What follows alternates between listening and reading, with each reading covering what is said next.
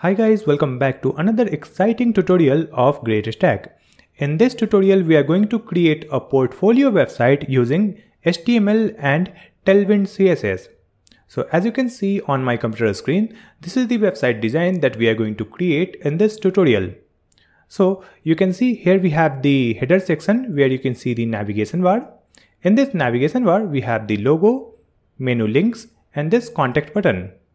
In this menu links, you can see we have a gradient color in the background, right? And here we have very light shadow. This looks very beautiful. And in this navigation bar, we have this moon icon. We can click on this moon icon, so it will turn the website into dark mode. You can see now our website has been turned into dark mode. And here you can see the sun icon. If I click on this sun icon, it will turn the website into light mode. So this looks beautiful in the dark mode also and light mode also. Now in this header, you can see this user's profile image, then their name, then title and a small description. Then we have two buttons. Here we have the contact me and my resume. If I click on this button, it will scroll the web page to the contact section. And if I click on this button, my resume, it will download the attached file on the computer. Let me click on this navigation menu. I'll click on the about me. So it will scroll the web page to the about section. Now you can see we are in the about section and here we have the title, some description, and in the left side we have the profile image. On this profile image we have a circular badge and you can see this text is rotating. So here we have the rotation animation. Now in the right side we have these cards. If I move cursor over these cards, it moves up and here we have the background color and shadow. This effect looks very beautiful. Then we have some other icons. Now let me click on the services. It will scroll the web page to the services section. Now let's click on the my work. So now we are in the my work section. Here also you can see this hover effect. If I move cursor over any card, this box is moving up. And here you can see the background color in this send icon. This looks nice. If I click on the contact, it will scroll the web page to the contact section. And in this contact form, user can enter the name, email ID and query. Then click on the submit now button. So we will receive the inquiry on our email ID. Let me show you my email ID. So you can see here I have received the inquiry from this website. We will get the name, email and message. After that, here we have the footer. In this footer also we have one logo and email ID. And then we have the copyright message text.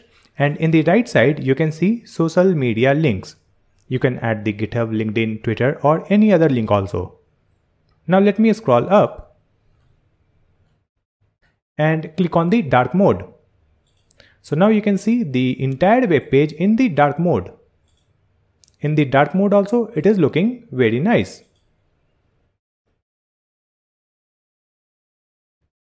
Correct? Now here you can see we have this border in this navigation menu, and when we scroll the web page, the border has been removed. Here we have very light shadow in the navigation bar, and this navigation bar is fixed at the top when we scroll the web page. So this navigation bar is sticky at the top. If I go to light mode, here also you can see if I scroll, we have very light background in this navigation bar and this navigation bar is sticky at the top. Now let me open this web page in a smaller screen so that you can see this web page is completely responsive. So in this smaller screen also you can see it looks nice.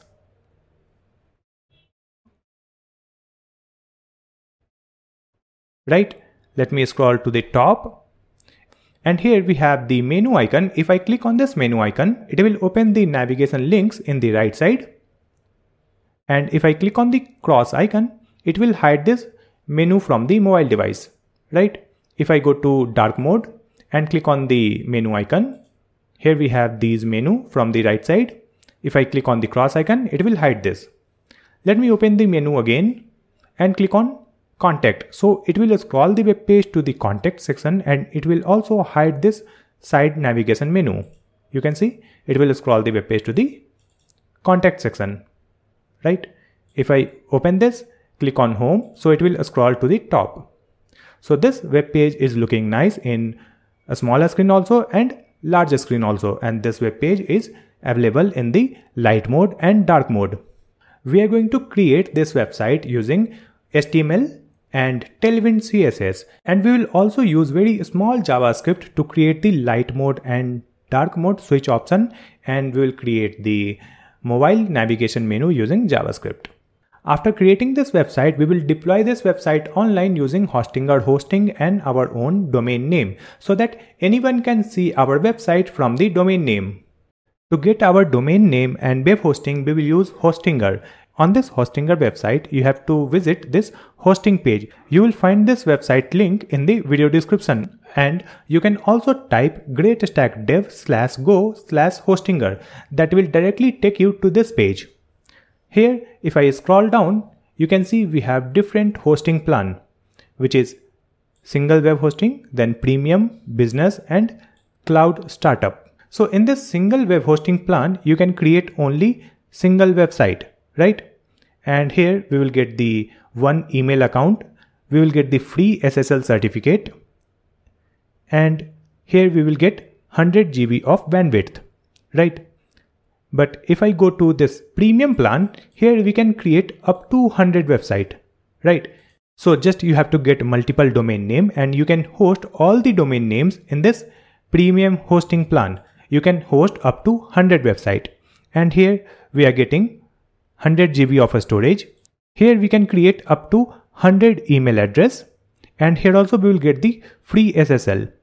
When we select this premium web hosting plan, in this one, we will get one free domain name. You can see we will get one free domain name with this hosting plan for the 1 year, right? So you can choose any of these hosting plan. I will recommend you to go with this premium web hosting because here we are getting up to 100 websites and we will get one domain name for free. This price can be different for different country. So let me choose this plan. And here we have to select the duration. You can see when we select the maximum duration, we will get the maximum discount. Here we are getting this hosting at 129 per month. But if I change the duration, let's say 24 month, then this is the price. If I select 12 months, we will get it at 219 per month. And if I select it for 1 month, it will cost 599 per month. But never select for 1 month, at least select for 12 months so that you will get the free domain name, right? So select either 12 months, 24 months and 48 months. Let me select 12 months. Here you can click on this button to create an account using your Gmail ID, or you can also use the email ID and password. After creating the account, let's scroll down, and here you have to provide the billing information, right? And after that, here you can see we have the total price. On this price, you will get the further discount. So here we have the option called have a coupon code. Let's click here, and in this input field, we will type GreatStack. Enter this coupon code GreatStack and click on apply. So now we got additional discount and you can see the reduced price, right? So after applying this GreatStack coupon, you will get the additional discount. After that, click on this button and complete your web hosting order. After completing the payment, you will come to this page. Here it is asking, do you want to create or migrate a website? So let me select, I will create a website. Then click on the next button. Here we will click on this skip link. Just click here. Here it is asking to provide a domain name. So I'm going to get a new domain name. You can see I'm creating this website for this name, Ilyana. So let me search this name, ilyana.com. It says it is registered, right? So I have to search another domain name. So let me search Ilyana Jade. So it is available. Let me select this domain name. Then click on next. I will select it for 1 year. Here I have to buy this domain because this is my old account. I have already claimed my free domain name, but you will get this domain name for free for 1 year when you get a new web hosting account. So let me complete the payment for this domain name. Once you will claim your domain name, you will come to this page and here you can see the domain name. Let me open this domain in new tab. So you can see our domain name is live and this is the default template by Hostinger, right? Right now it is saying not secure. So let me come back and we'll go to security. Then click on SSL. Now you can see the SSL has been activated, right? Now again refresh this web page. Now you can see this domain name is secure, right? So now we have got the domain name and web hosting. To get the domain name and web hosting, just use the link given in the description. Now we will start creating our website using HTML and Tailwind CSS. Then we will deploy our website on this domain name. Now we will start creating our portfolio website. So right now I am on my desktop screen and here I will create a folder. I will add the folder name portfolio. Now we will open this folder with VS Code editor. Now this portfolio folder is open in this VS Code. In this folder we will create the HTML files. So click on this new file icon and add the file name index.html. Here we will create the basic HTML structures. Now in this title, we will add the title portfolio-GreatStack. That is our channel name. After that, I will right click here and select Open with Live Server. You need to install this Live Server extension in your VS Code. Let's click here. Now our web page is running in this web browser. Here you can see this website title, which is portfolio-GreatStack. Let's come back to the VS Code and now we will add the content within this body tag. Here let's add one nav tag. In this nav tag we will add one image that will be our logo. So in this src we have to provide our image. So first we will add the images in our project. So let me come back to the desktop screen. Here I have one folder called images and in this one I have some images and icons that I will be using on this website, right? So let me move this images folder in our project folder. So in this portfolio, you can see we have one index.html file and one images folder, right? And in this images folder, we have all the images and icons.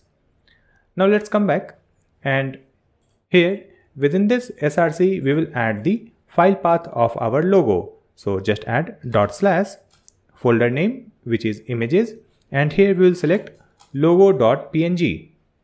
In the alt we will add logo. Now after this image we will add some links also, so we will use the ul tag and li. In this li we will add the a tag, and in this a let's add hashtag top and the text is home. Let me duplicate this. We will update the text. It is about me, services, my work, and contact me. In this href, we will update the text. So here we will add hashtag contact. Here we will add work. In this one we will add services. And here we will add about. After this ul, we will add one button. So after this ul, let's add space and here we will use a tag. And here let's add hashtag contact. And here we will add the button text. So let's add the text contact. With this button, we will add one icon also. So let's add the img tag. Write file path. It is /images, then arrow icon .png. That's it. After adding this, let's open the web page.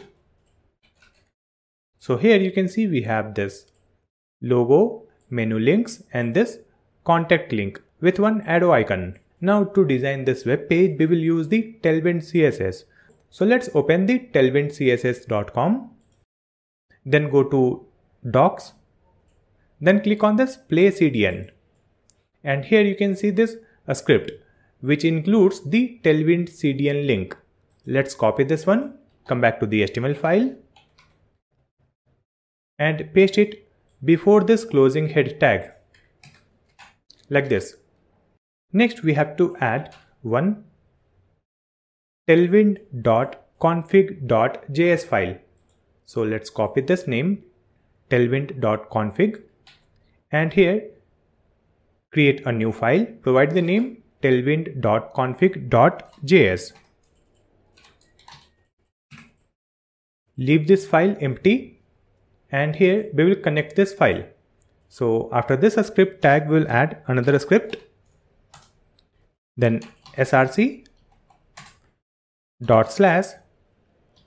and file name tailwind.config.js, right? After that you should have one extension also. So in this extension you can see I have installed Tailwind CSS IntelliSense. So you need to install this extension, then you will get the suggestions of Tailwind classes. So after adding this, let's come here in this image and here we'll add the classes. So just add class and here let's add one class name. So we will use the Tailwind classes. So first we have to define the width of this logo. So let's add W28 like this. Now you can see the reduced width for this logo. If you want to learn more about the Tailwind and how to use the Tailwind classes, I have dedicated video about the Tailwind CSS. You can find that video link in the description. Now in this logo, we will add cursor pointer. Then we will add margin from the right side. After that, here we have the UL tag. So in this UL tag, let's add class. It will be flex, right? And this UL tag will be hidden on small devices like mobile phone. So here we will add hidden like this, and here let's add MD. So for the medium and above screen size, it will be displayed. So we'll add MD flex.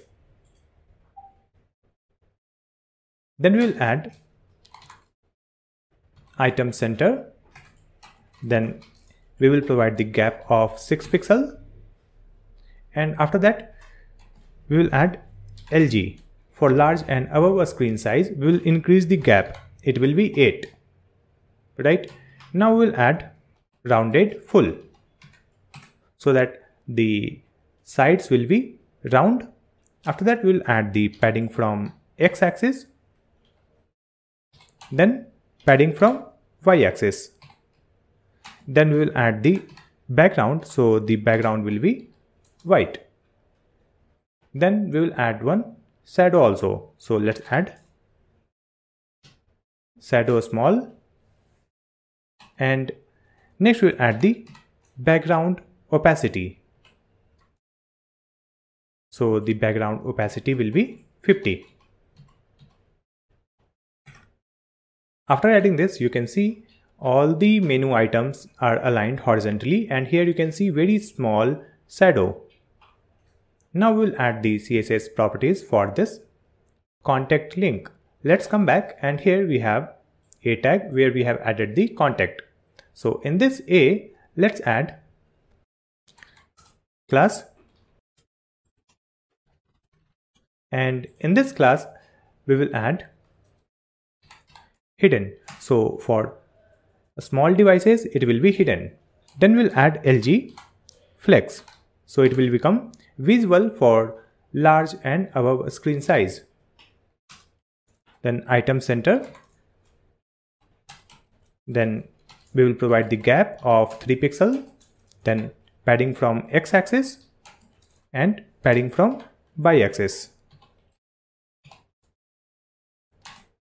Then we will add the border.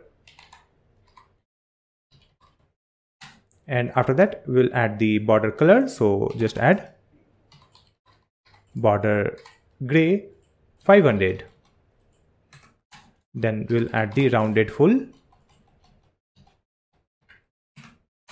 Then let's add margin from the left side.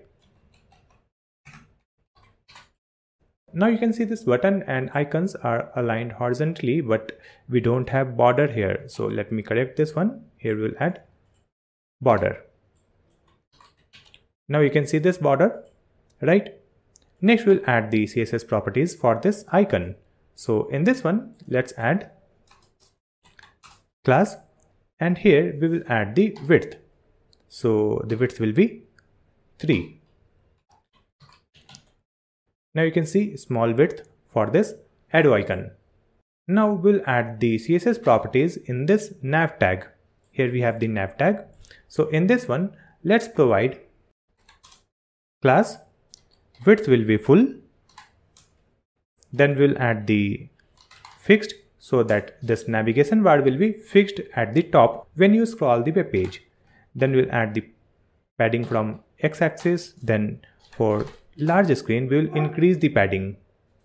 So it will be px 8. Then for extra large, we will add px.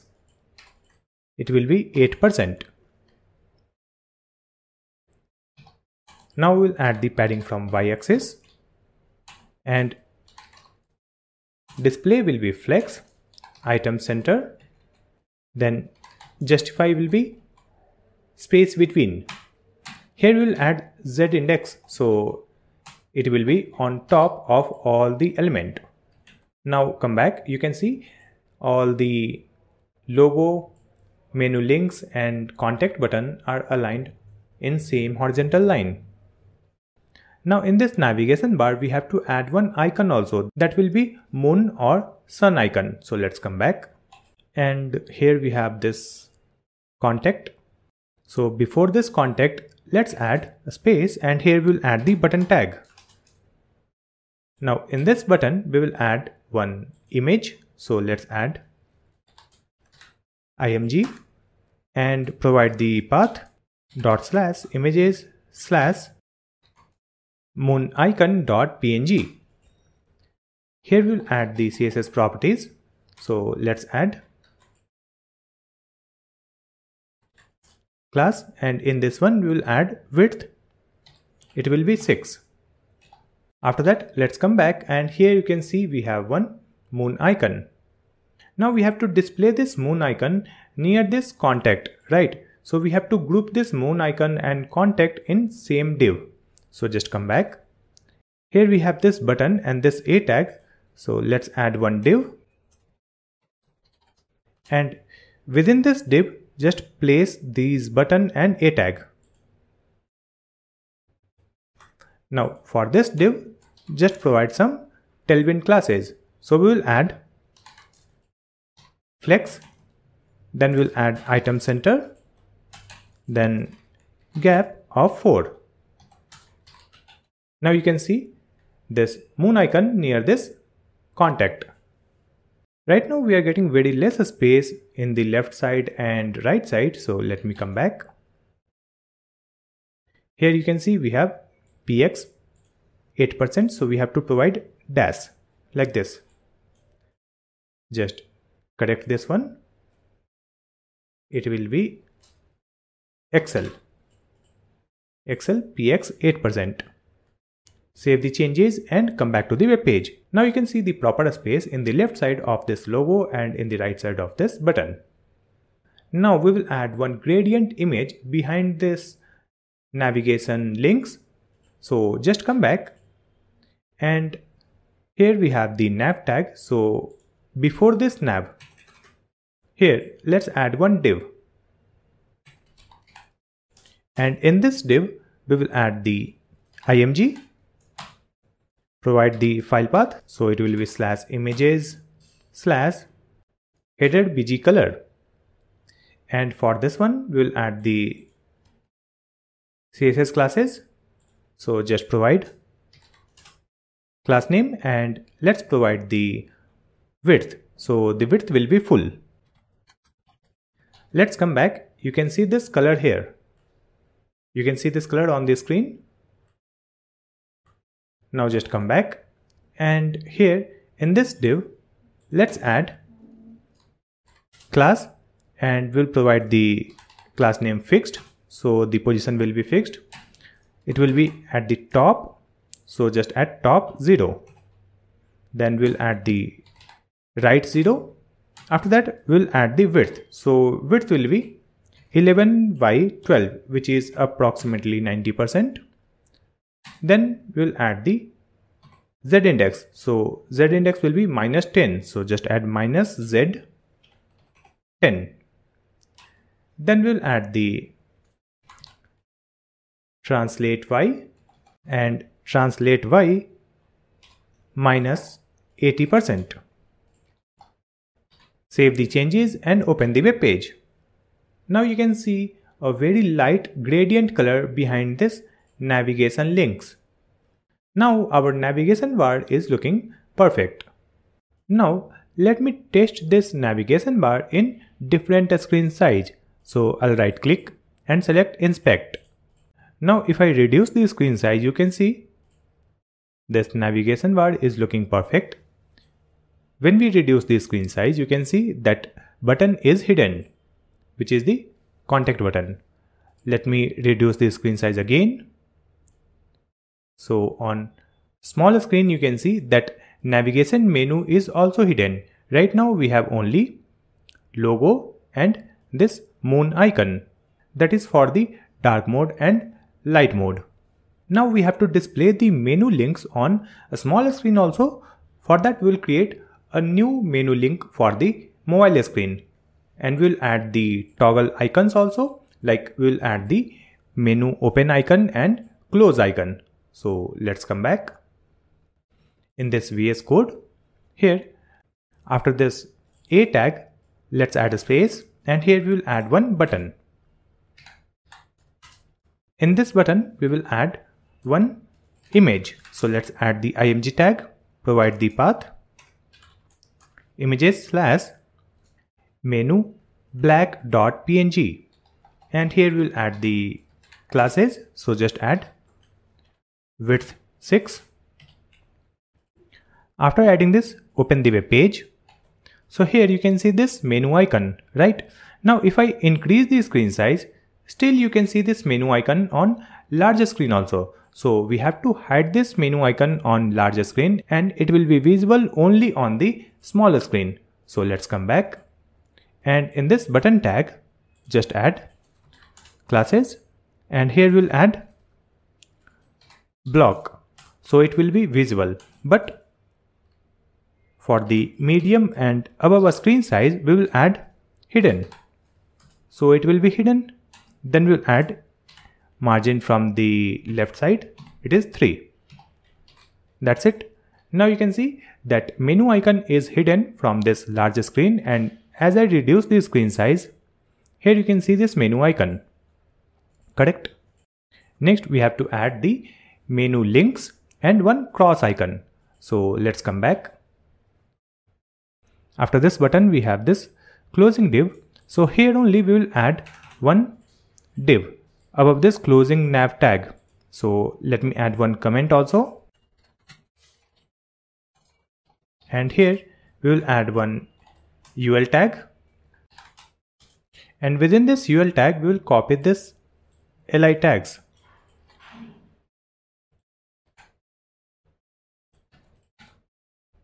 Now in this UL we will add ID.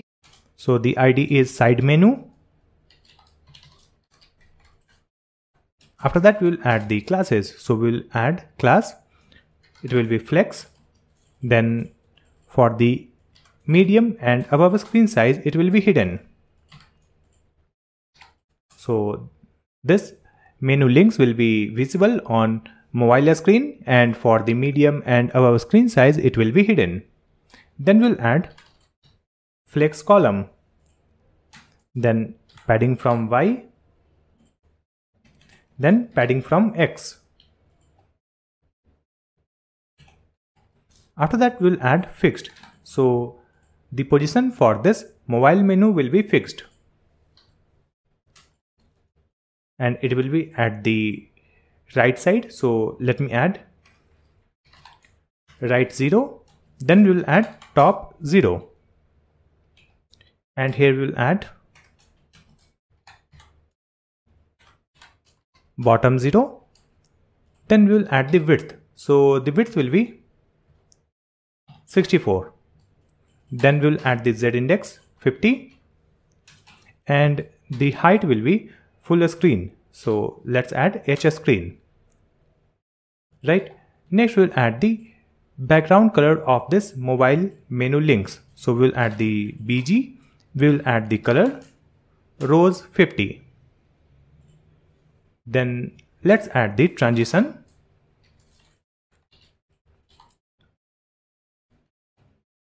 Then duration. That will be transition duration, right? Now in this UL we have these li tags. So let's come back to the web page, and here you can see we have this side navigation menu where you can see all these menu links, and we have this background color. We need a space between these menu items, so let's come back, and here we will add the gap. So let's add the gap of 4. Now you can see proper space between all these menu items in smaller screen. Now in this sidebar menu we need one cross icon also, so that we can close this menu. So let's come back, and before this li, here add a space, and here let's add one div. In this div we will add one image, and let's add the path close black.png, and then we'll add the class. So in this class we'll add width, then cursor pointer, save the changes, come back to the web page. You can see this cross icon here, right? Now we have to move the position of this cross icon. So let's come back, and in this div let's add class, and we will add absolute. Then we will add the right, so it will be in the right side, right 6, then top 6. That's it. Now you can see the perfect position for this cross icon. Now we have to add the functionality so that when we open the web page in a smaller screen or mobile phone screen, then the navigation menu will be hidden.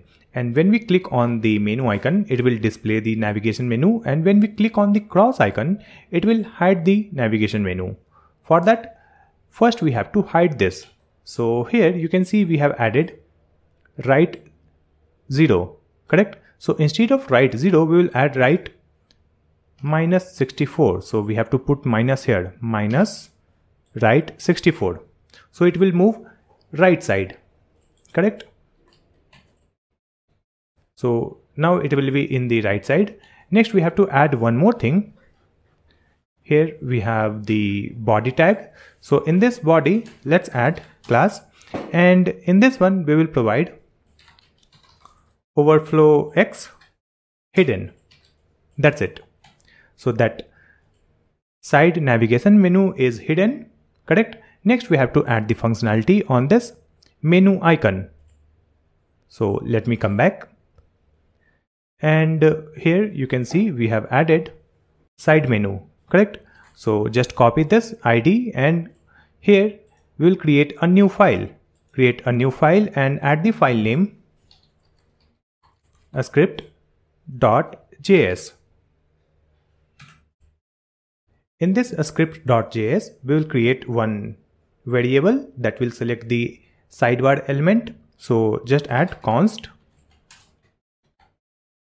side menu equal to document dot query selector, and here we'll provide hashtag side menu, and after that here we'll create one function. So let's add one function, and the function name is open menu.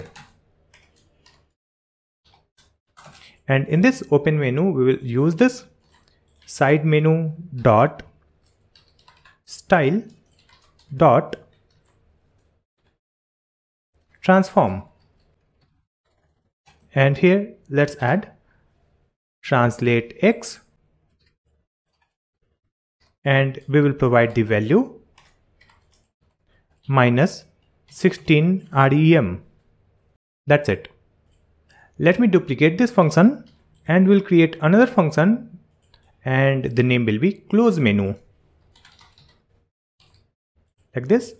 And here remove this minus, it will be only 16 rem. That's it. Next we have to link this open menu function and close menu function with the open and close icon. So let's copy this, come back to the HTML file, and you can see here we have added this menu icon, correct, in this button tag. So in this button tag, let's add onClick property and provide this function open menu, correct. Now just copy the another function close menu, come back, and here you can see we have this close icon in this div. So on this div, let's add onClick and close menu. We have provided this close menu function. That's it. After that, let's come back to the web page. Now if I click on this menu icon, here we are getting open menu is not defined because we have not connected our JavaScript file. We have created this a script.js, but we have not linked this file with the HTML. So here above this closing body tag, let's add a script, then src, then provide the path / a script.js. That's it. Save the changes and come back to the web page. Now if I click on the menu icon, you can see the side menu is coming very smoothly. And if I click on the close icon, it will close the side menu, right? So this open and close buttons are working fine. And if I expand the screen size, we will see this navigation menu in the top. And if I reduce the screen size, we will see the navigation menu in the right side. Next, we have to add the function on these links also, so that when we click on About Me, Services, My Work, Contact Me, any of these links, then also it will close this side menu, right? So just come back, and here we have added onClick equal to close menu. So just copy this one and add it here in these a tag. So add here in the second one, in the third one, in the fourth one, and in this one.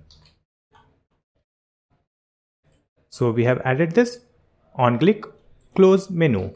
Save the changes, come back, and now if I click on services, it closed the side menu. Let's open it. If I click on Contact Me, it will also close the side menu. So now we have completed our navigation bar, which is completely responsive. In a smaller screen, we will see this mobile navigation menu, and for the large screen, we will see this navigation menu in the top. After completing the navigation bar, now we will create the header section of our portfolio website. So let's come back. After closing of this nav tag, let's add one comment. And here we will start creating our header section. So let's create one div. And in this div, first we will add one image. Provide the path. It will be profile image.png. And this will be a circular image. So here just add class rounded full. So it will be a circle, and we will provide the width. After this image, there will be one text also. So let's add the text in H3, and here we'll add the text. So this is the text. With this text, we'll add one icon also. So just add the img tag, provide the path, which is hand icon. And here let's add the class width 6. Now here we have the H3. So after this one, we'll add another text. So let's add H1, and in this one, we'll add one text. So here's the text in H1. After that, we'll add the P tag, and in this P tag, we will add some text. So here's the text. After adding this, let's come back to the web page. Here we have the user profile icon, then these text and icon, correct?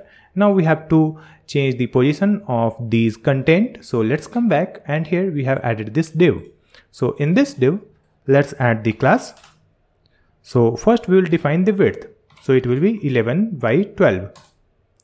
After that, let's add the maximum width. So the maximum width will be 3XL. Then text center. Then margin from x-axis will be auto, so that it will be in the center. Now we'll add the height. So the height will be full screen. So let's add H screen. Then display will be flex. So just add flex. Then flex column, so that all the items will be vertically aligned. Then item center and justify center. Then we'll add the gap. So the gap is 4. After that, you can see all the content in the center. Right. Next, we'll add the CSS properties so that this text and this icon will be aligned in same line. So just come back. You can see we have added the text and this hand icon in this H3. So in this H3, we will add the class. So here let's add flex, then item center, then gap 2, then we'll add the text size. So just add text XL. After that, for the medium and above screen size, we will increase the font size. So just add text 2XL. Then we'll add the margin at the bottom. So this text is looking good. After that, we'll add the CSS for this text. So here we have the H1 tag. So in this one, just add the class. Let's add text 3XL. So this 3XL text will be displayed in mobile screen. Then for the small and above screen size, we'll add text 6XL. And for the large and above screen size, we will add text and provide the 66 pixel. So this text is also looking good. After that, here we have this small description, correct? So for this one also, we will add the CSS. So just add class, and in this class, we'll add max width. It will be 2XL. Then we'll add the margin from x-axis auto. Now it is looking good. Now below this text, we'll add two buttons that will be contact me and my resume.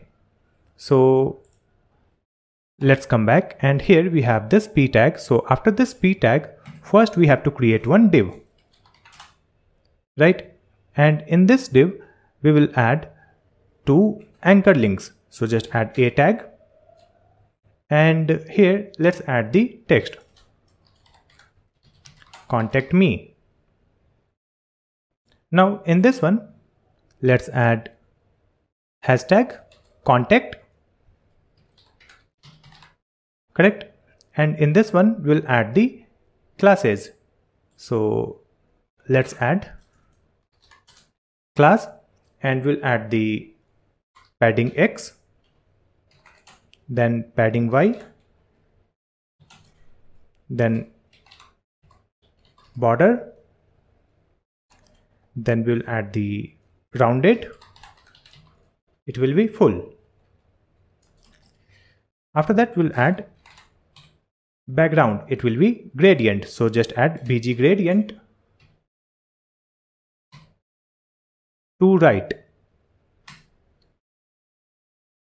And here we'll add two color code, so just add from, and in this from we will add our first color code,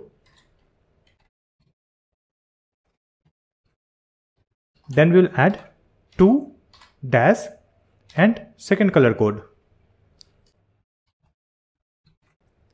After that we'll change the text color, so let's add text white, then we'll add flex, and we'll add items center, then we'll add the gap of 2. Right now in this one we have this text contact me, so with this text we'll add one icon also. So here let's add the img tag.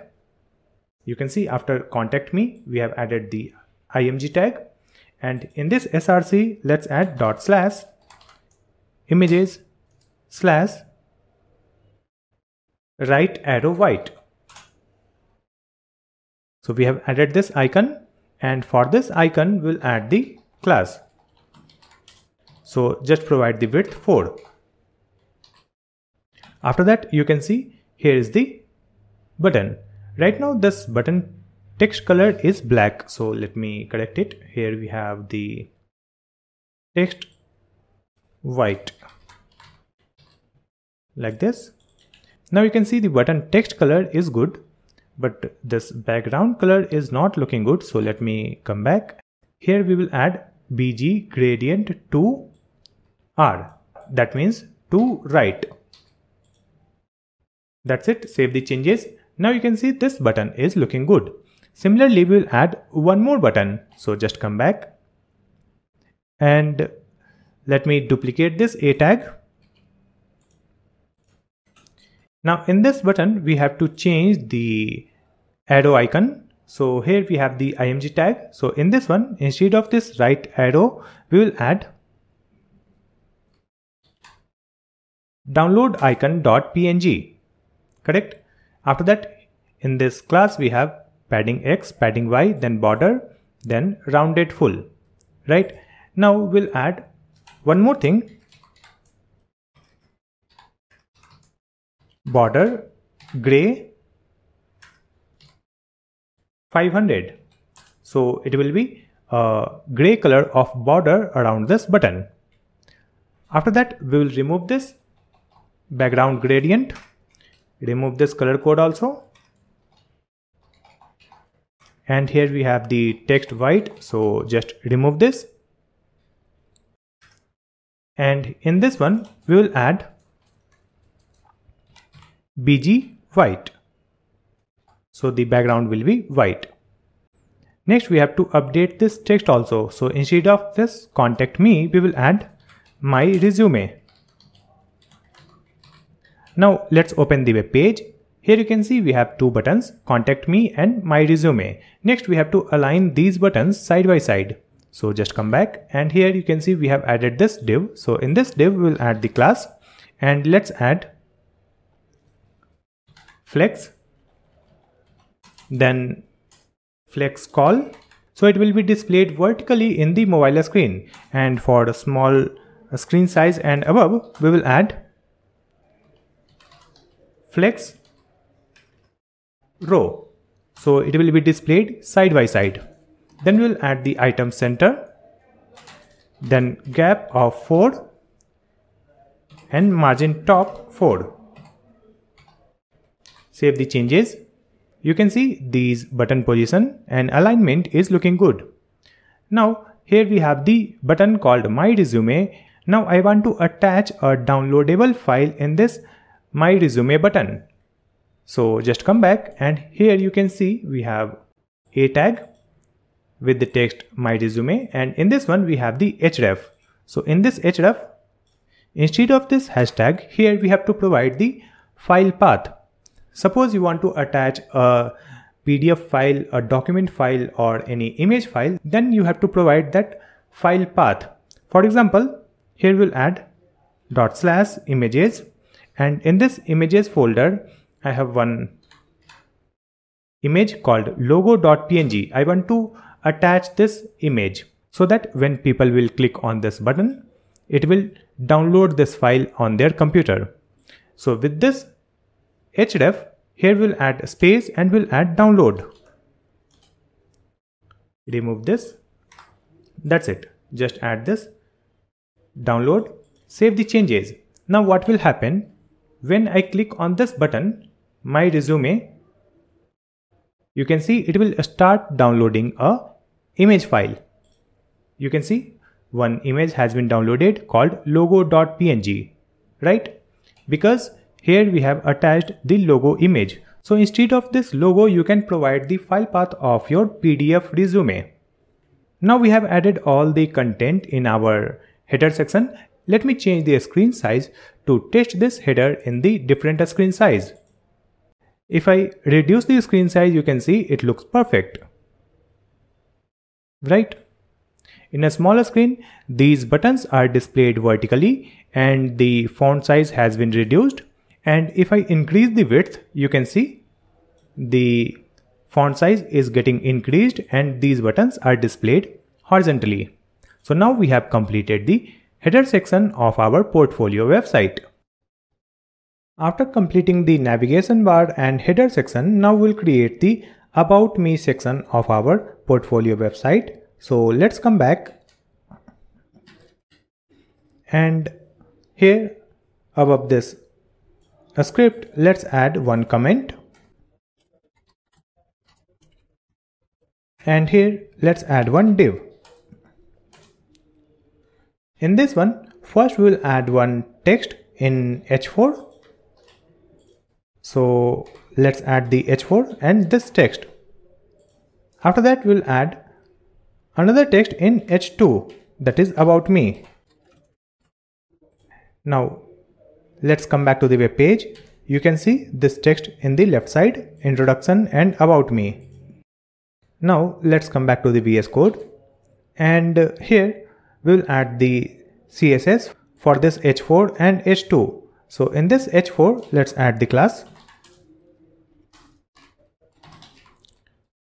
text center, then we will add the margin bottom 2, then we'll add text large,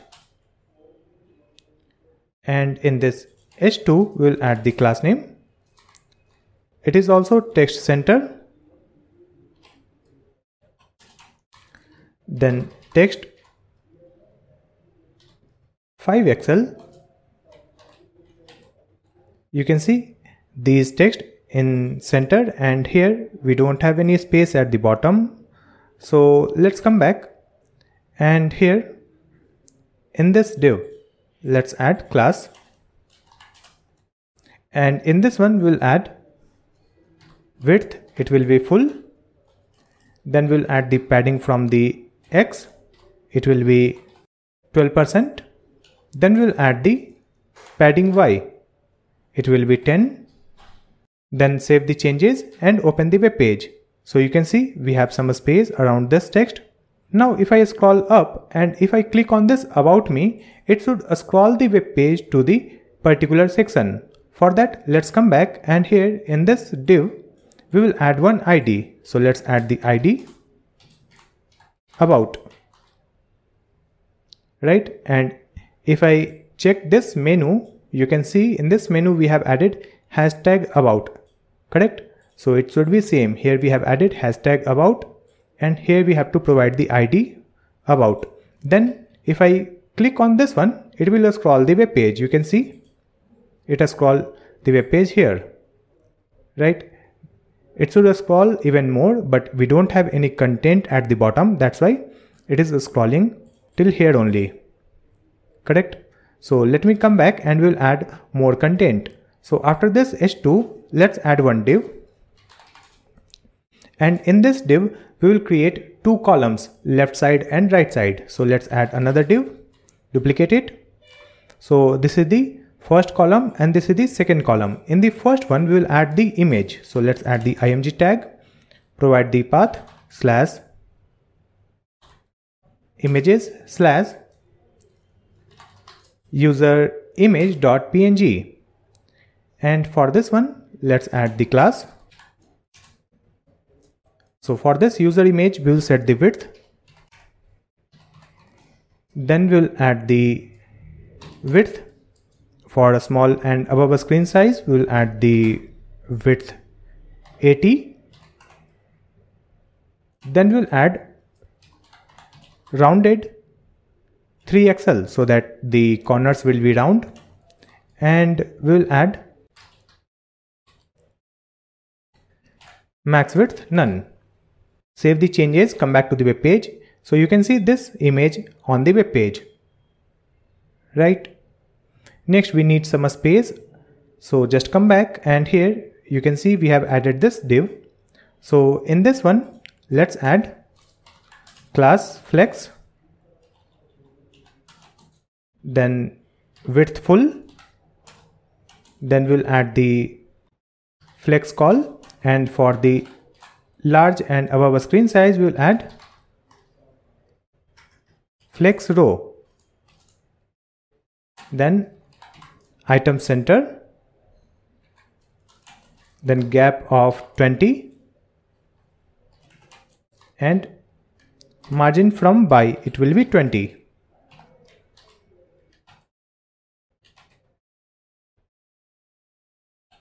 Still we are not getting a space in the left side, so let's come back, and here you can see we have added 1, so it will be 12. Correct this one. Now you can see a space in the left side. Correct.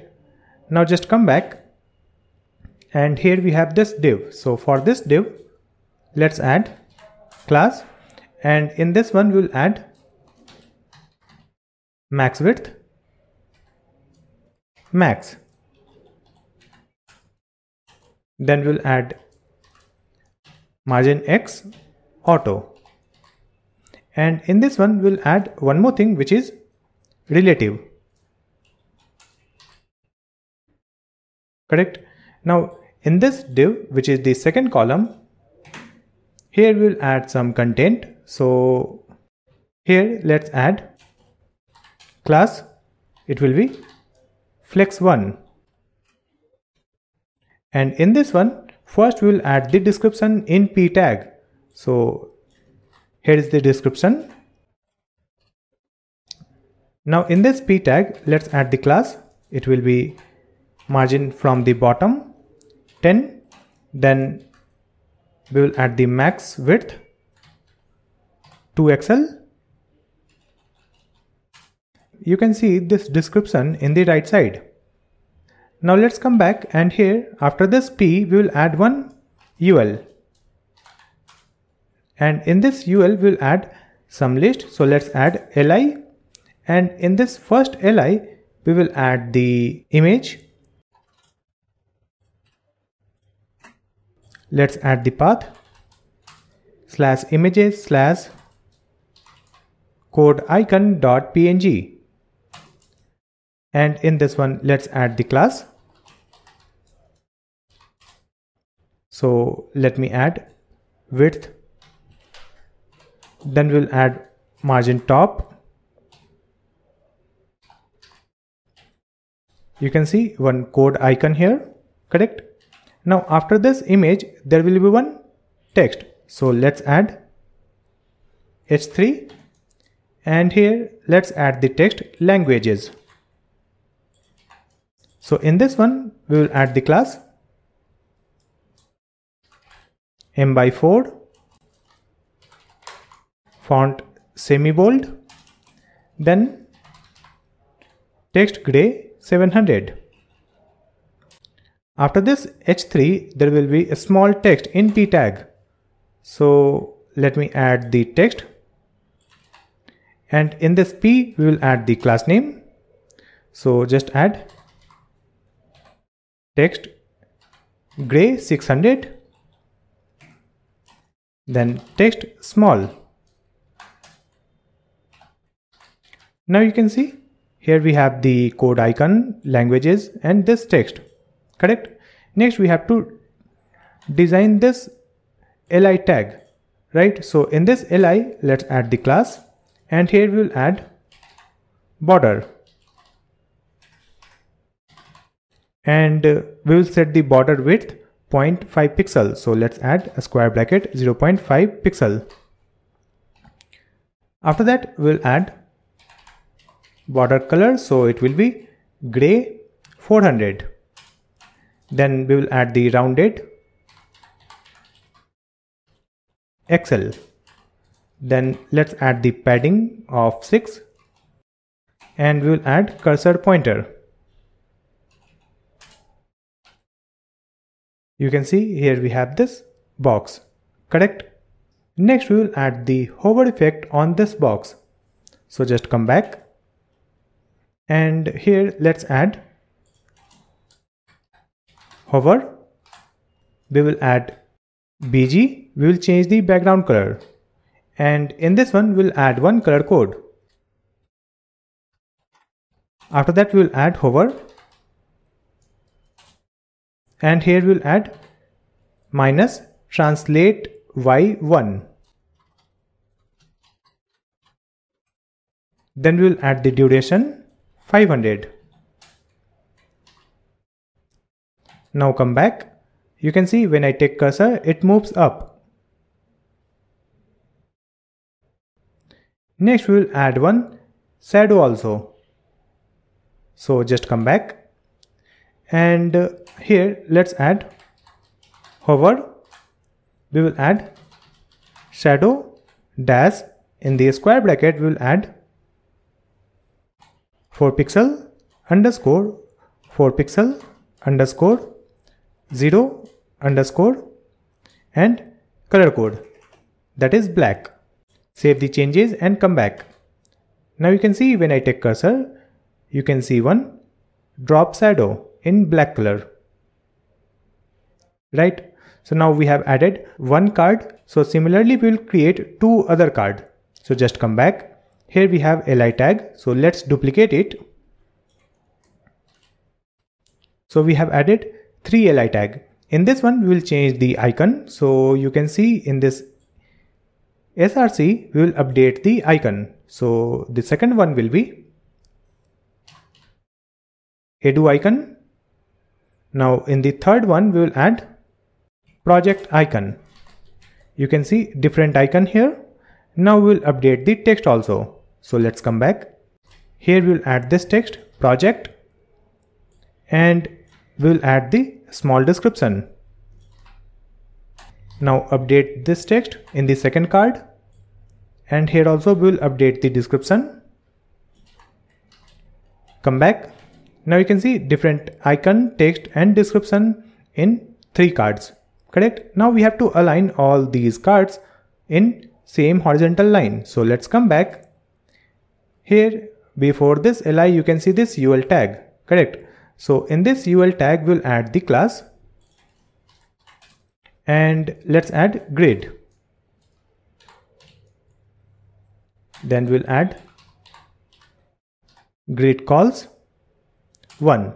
So it will display only one item in single column, but for the small and above screen we will display 3 cards. So just add grid calls 3. Now between these cards we will add the gap also. So let's add the gap of 6, and we will add max width to XL.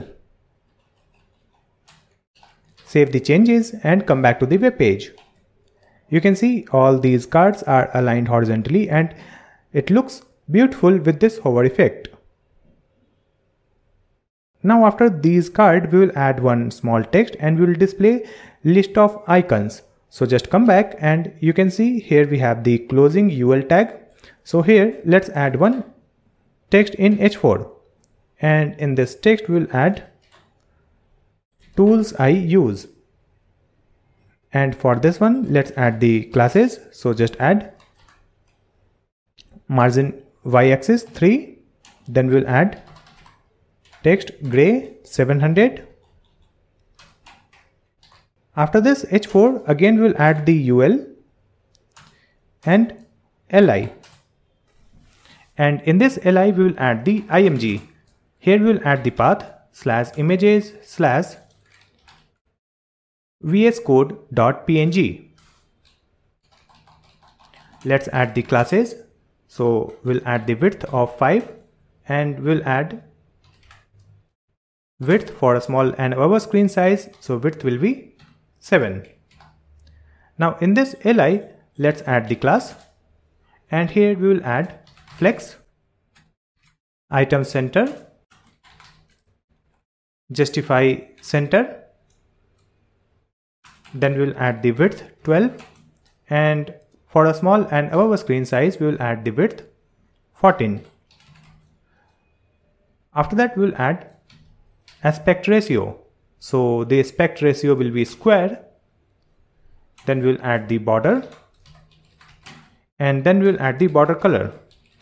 So it will be gray 400. Then we'll add rounded LG. After that we'll add cursor pointer. And on this one also we'll add the hover effect. So just add hover. And here also we'll add the same thing. So let me copy this, paste it here. Minus translate y1 duration 500. That's it. Come back. Now you can see if I take cursor, it moves up. Now let's come back, and here we have this UL tag. So in this UL we will add class. Let's add flex, item center, then gap of 3. Then for a small and above screen size we will add the gap 5. Now we'll duplicate this list items.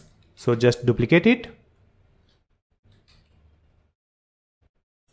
So we have first, second, third, fourth, and let me add one more, fifth. And on each li we'll add different icon. So in the second one, let's add firebase.png. In the third one, we'll add mongodb.png. Then in the next one, we'll add figma.png. And in the last one, let's add git.png. That's it. Now let's come back. You can see here we have these icons, correct? Let me scroll up. If I click on this about me, it is scrolling the web page immediately, and this text is touching in this navigation bar, right? So we need some space before this text, which is introduction, correct? So just come back, and here you can see we have added comment about me, right? So in this div here, let's add a scroll empty 20. Save the changes, just come back, and if I click on the about me, you can see now we have proper space above this introduction text, correct? But still it is scrolling immediately. So now we have to add the smooth scroll. So just come back and scroll this web page to the top, and here in this HTML, just add class and provide scroll smooth. That's it. In this HTML tag we have added class scroll smooth. Save the changes and come back. Now if I click on the about me, you can see it will scroll the web page very smoothly. It looks good. If I click on home, it scrolls up. If I click on about me, it scrolls down and it goes up. So this scroll effect is working fine. Now here we have this profile image. On this profile image we will add one small badge where it will display one rotating text, and it will also display one small icon. So let's come back. Here we have the code for the about section, right? And in this one, you can see here we have the first column. In this one we have added relative, correct? So after this image tag, we will create one div.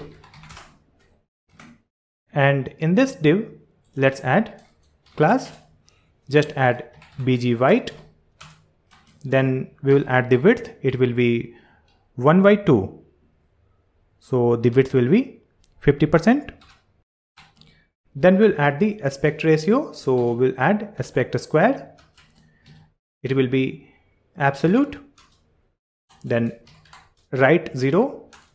Then bottom 0. Then rounded full. Save the changes. Now you can see one small circle over this profile image, correct? Next we have to change the position of this circle. So just come back. Here let's add translate x 1 by 4. And we will add translate y. It will be 1 by 3. Now you can see perfect position for this circle, correct?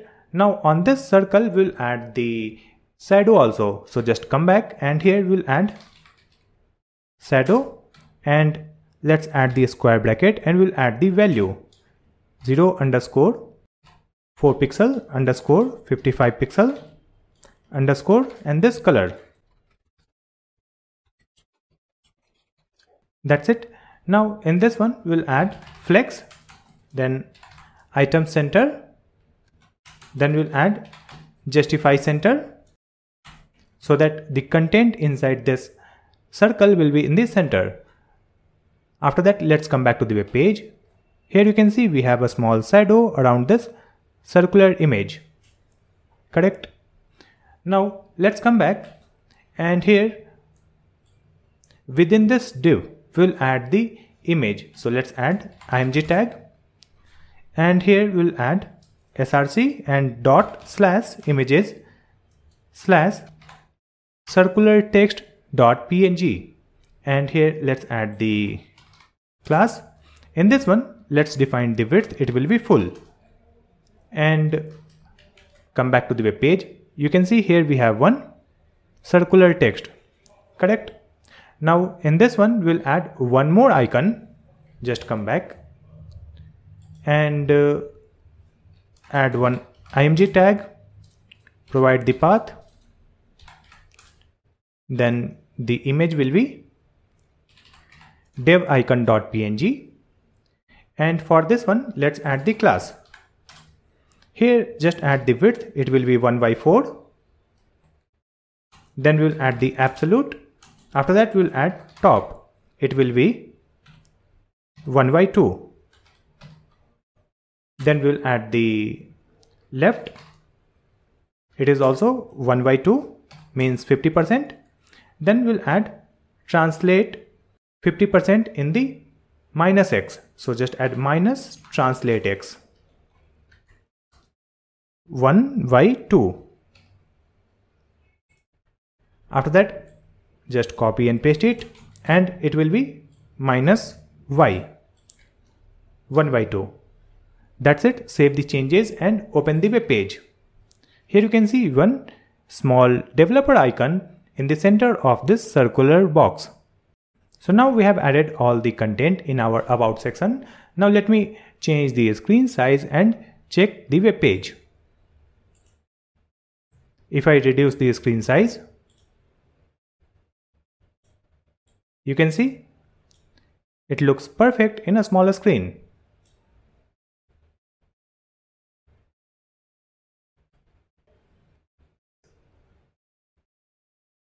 These cards are displayed vertically. So this about section is also responsive for different screen size. After completing the about section, now we will create the services section for our website. So let's come back, scroll down And before this script, let's add a space and we'll add the comment. So here, let's add one div. In this div, we'll add one ID called services,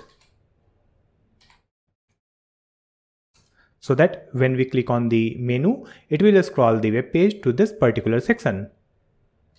Now we'll add the classes. So let's add width full. Then we'll add padding from x-axis. It will be 12%. Then we'll add the padding from y-axis. After that, we'll add a scroll empty 20. Now in this one also we'll add a small title. So let's scroll up. Here we have added this h4, h2. So just copy this one and paste it here within this div. We will update the text. It will be what I offer, and the second text is my services. After that, we'll add one description also in the p tag. So in this p tag, we will add this description. And here, let's add the classes. So here, let's add text center. Then we'll add the max width 2XL. After that, we'll add the MX auto. So the x-axis margin will be auto. After that, we'll add the margin from the top. It will be 5, and margin from the bottom, it will be 12. Save the changes and open the web page. So scroll down, and here you can see what I offer, my services, and these text. Now we will display some services card. So just come back, and after closing of this p tag, here let's add a space, and here just add one div. In this div, let's add class. It will be grid, so that all the cards will be aligned horizontally. Then we'll add grid calls, and let's add 4. After that, we'll add gap of 6. Then we'll add margin y 10. Now in this div, let's add the first card. So just add one div. In this one, we'll add the img.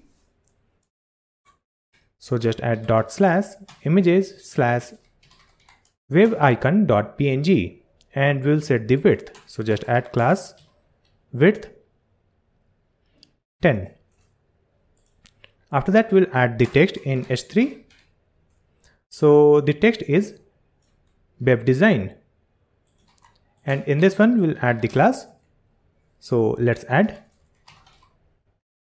text large. Then we'll add the margin y 4.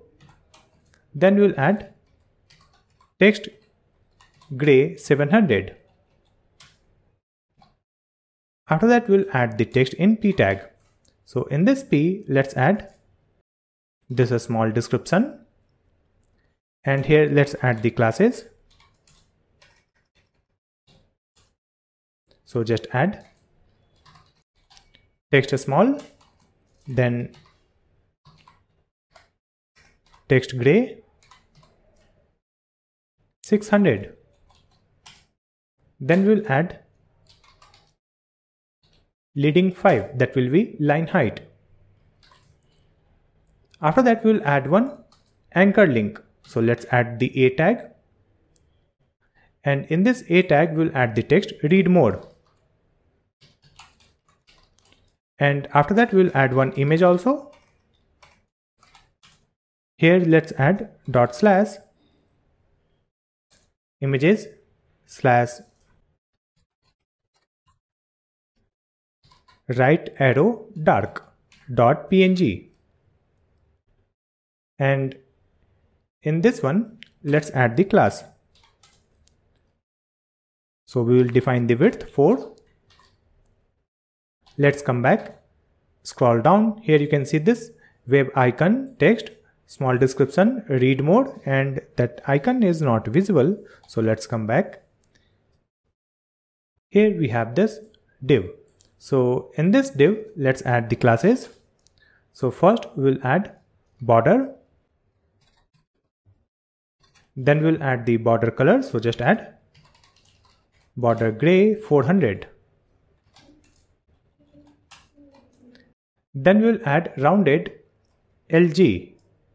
Then padding from x-axis and padding from the y-axis. And here we have this right arrow dark. So let me remove this dark. We'll add the right arrow.png. Save the changes. Now you can see here we have the arrow icon. Correct?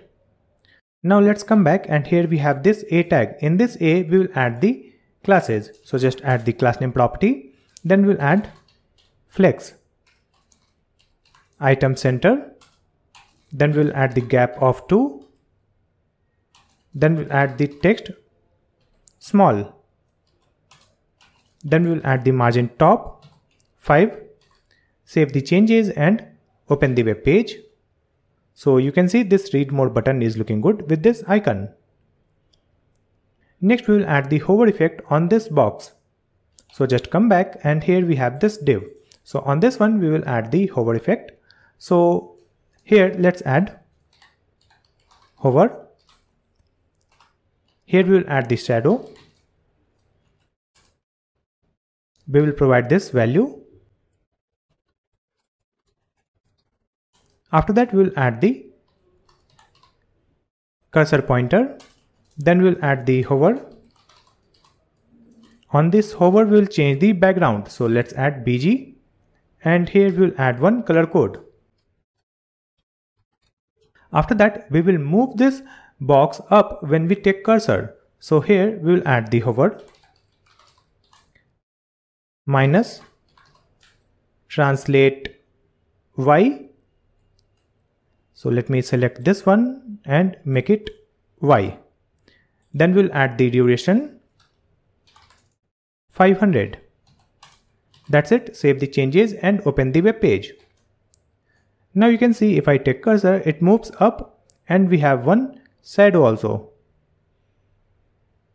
Now we will add multiple cards. So just come back, and here we have this div. So just duplicate it.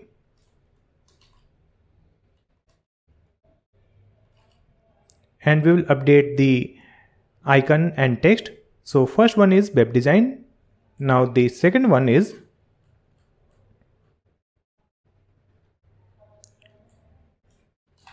mobile app.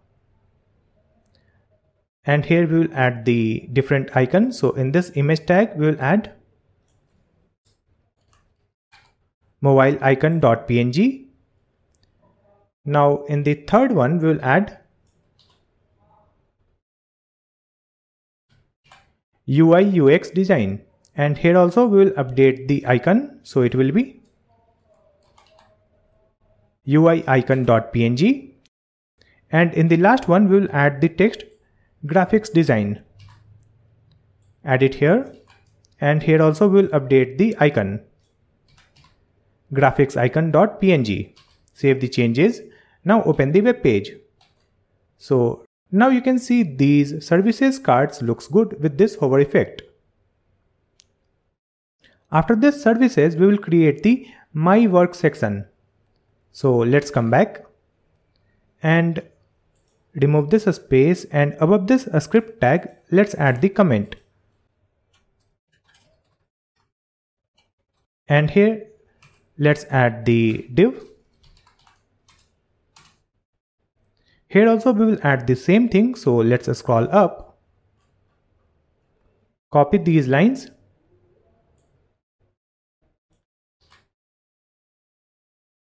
and paste it here. Remove this div and paste it. So we have added this div with the ID, and in this ID we will add work. And here we have the class width full, padding X, padding Y, margin top, and a scroll empty 20. Then we have to update the text. So the text will be my portfolio, and the second text will be my latest work. After that, we will update the description. So in this description, we will add this text. That's it. After adding this, let's open the web page. Here you can see we have this my portfolio, my latest work, and this description. And if I click on this services, it is scrolling the web page to the services section. Correct? Now let's come back, and here we have this closing p tag. So after this, let's add one div, and in this one we will add 4 columns. So just add class grid, then we will add grid calls 4, then we will add m by 10, then we will add gap of 5. That's it. In this one, let's add the first column. So just add one div, and here let's add class. In this one, let's add aspect square. So it will be a square. Then we will add the background. In this background, we will add the URL. And here we have to provide the URL of the image. So just add single or double quote, then dot slash images slash and the image name, which is work1.png. Right? After that, we will add bg no repeat. Then we will add vg cover. Then let's add bg center, and rounded it will be large. Then we will add relative, and after that cursor pointer. Correct? Now let's open the web page. Scroll down. Here you can see this image in a square box. Correct? Now in this one, we will add some content. So let's come back, and within this div, let's add another div, and here let's add class bg white. Then we will add the width. It will be 10 by 12. After that, we will add rounded medium. Then it will be absolute. After that, we will add bottom 5. Then we will add the left. It will be 1 by 2. Then we will add translate x. It will be minus 1 by 2. Here we will add minus. So it will be horizontally centered in that particular box. After that, we will add the padding from the y-axis. It is 3. Then padding from x-axis. Then display will be flex and item center, so that contents inside this box will be aligned horizontally and side by side. Justify will be a space between. And here let's add the duration. It will be 500. And here in this parent div, let's add one class name, group. Right? And we will use this group here in this div. Just add group colon group dash hover colon. Let's add bottom 7. So initially the bottom is 5. You can see here.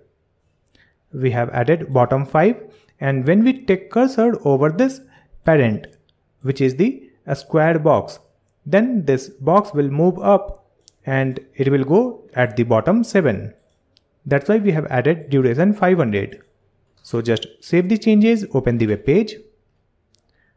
Here you can see this white color of box on this image, and when I take cursor it moves up, correct? Now we will add the text within this white box. So just come back. In this div, let's add one div, and in this one just add h2 where we will add the text. So let's add front-end project, and now we'll add the text in a small size. So we'll add the p text. Now in this h2 let's add the class name, font semi-bold, and in this p let's add the class name, text small. Then we'll add the text gray 700. That's it. And after closing of this div, here we'll add one icon within a div. So just add one div, and in this one let's add this image dot slash, it will be images send icon dot png, and we will provide the width. So we'll add the class name width 5. Save the changes and open the web page. So you can see here we have the front end project, web design, and this send icon, right? Next we have to design this send icon, and we will align all these content side by side. So just come back, and here we have added flex. So let me correct it, flex, flex. Now you can see it is side by side, correct? Next we have to design this send icon. So just come back, and here we have this div before this img. So in this one we will add the class, and here let's add border, then we'll add rounded full so that it will be circle. Then we will add the border color, so just add border black. Then we will add the width 9, then aspect square, then flex. After that we will add the item center and justify center. After that we will add one shadow, so just add shadow, and here let's add this value. Now we will add the hover effect on this icon. So whenever we will take cursor over the square box, then the background color of this icon will be changed. So just add group hover, and here let's add bg lime 300. Then we'll add the transition. That's it. Save the changes and open the web page. Scroll down, and now you can see if I take cursor, this box is moving up, and you can see the background color is also changing in this send icon. It looks nice. Now we will add multiple cards. So just come back, and here we have this first card within this div. So let's duplicate this div. This is the second card. In this one we'll add second image, which is work 2. You need to update the text also. Then scroll down, duplicate it. So this one will be 3, and this is 4, and this is 3. So total we have 4 cards, right? Come back to the web page. Now you can see we have 4 cards, and here we have the hover effect. Now below these cards we will add one button that is show more. So just come back. This is the card.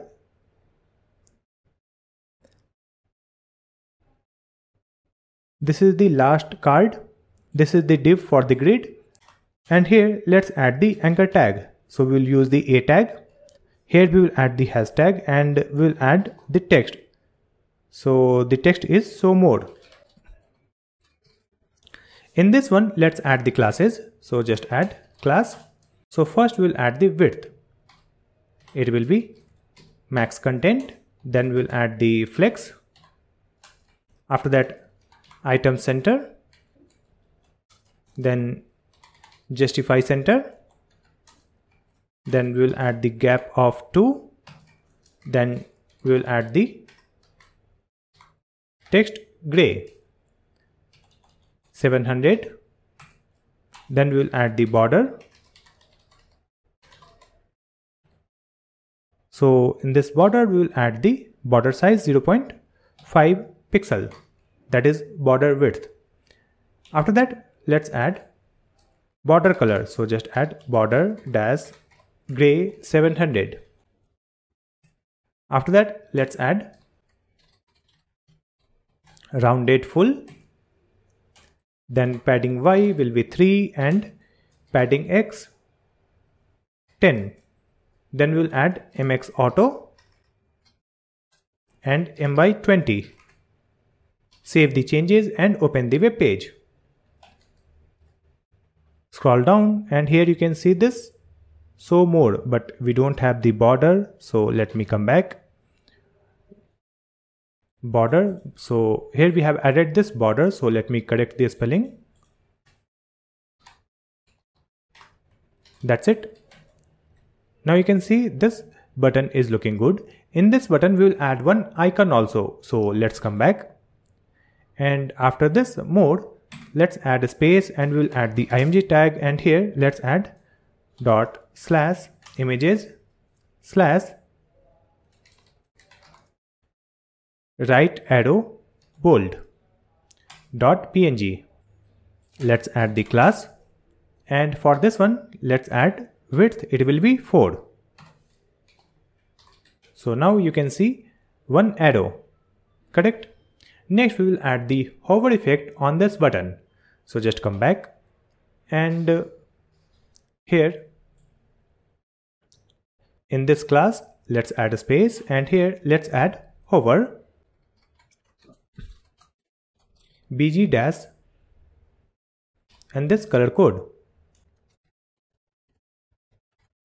Then we'll add the duration 500. Save the changes and open the web page. Now you can see if I take cursor, the background color is changing. So now we have completed the my work section also. After that we will create the contact section. So let me come back. Above this script, let's add the comment. Here we will add one div. Now here also we will add the same small title description. So let's scroll up.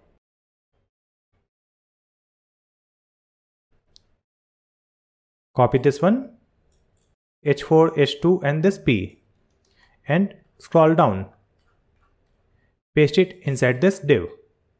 Now in this div, first we will add the ID, that is contact, so that we can click on the menu and scroll the web page to this section. Then we'll add the class. Here let's add the width full. Then we'll add the px 12%. Then we'll add py 10. After that we'll add a scroll empty 20. After that in this one we'll add one background image. So just add bg square bracket, and in this one we'll add URL. Here we'll add the image path. So add the quote, then dot slash images slash footer bg color dot png. This is the file path. After that we'll add bg no repeat. Then we'll add bg square bracket length colon 90% underscore auto. So the background width will be 90% and background height will be auto. After that we'll add bg center. That's it. Now let's come back to the web page. Scroll down. Now here you can see the gradient color behind these text because we have added one gradient color image in the background. Correct. Let's come back and here we will update the text. So let me add the text in H4. So the text is connect with me. Now we'll add the text in H2. So this is get in touch. And now we'll add the small description. Now you can see the updated text here. Correct. Now after this we will add one form so that people can enter their query and submit the form. So just come back and after this p tag here we'll add the form tag. In this form we'll add the class. We will add the max width. It will be 2XL. After that we'll add mx auto. So it will add equal space in the left side and right side. Now in this one we'll add the name input field and email input field side by side. For that we'll create one row. So just add one div. And in this div we'll add input field.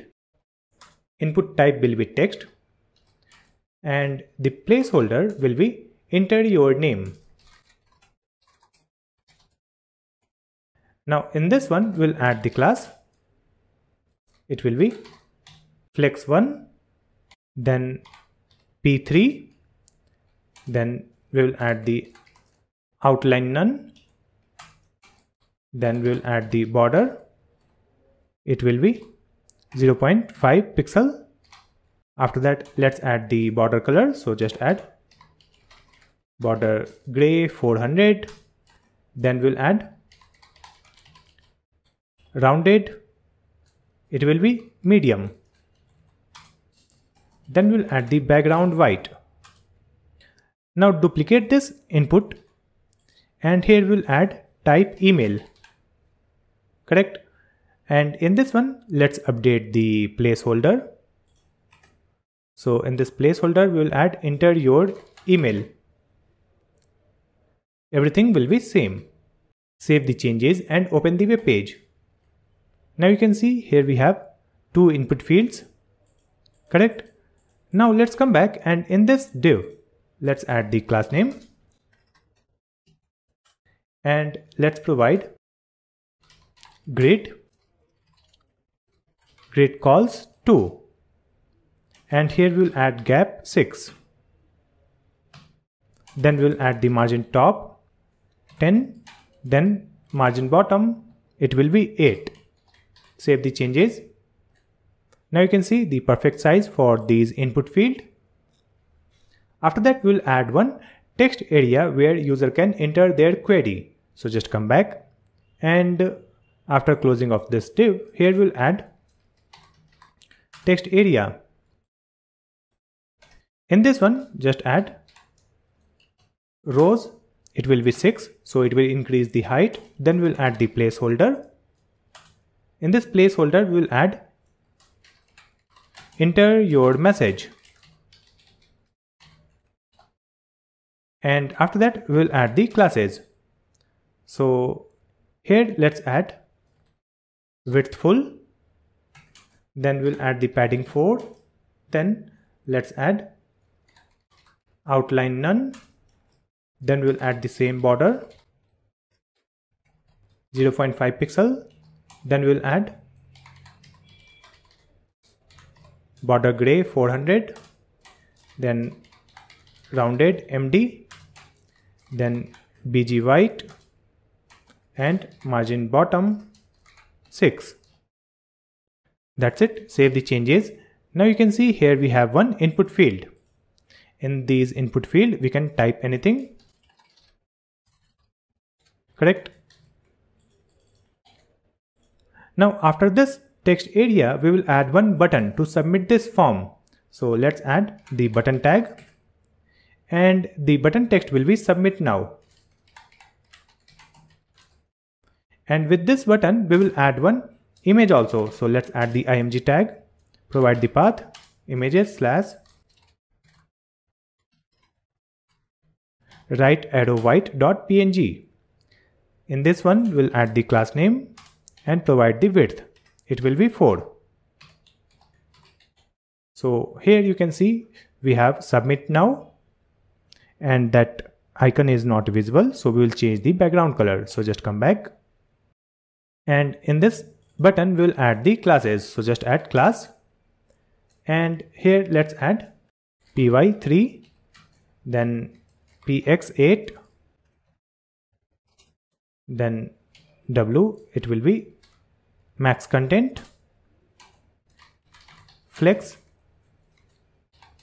item center, justify center, then we will add the gap 2. Instead of this justify center, we will add justify between,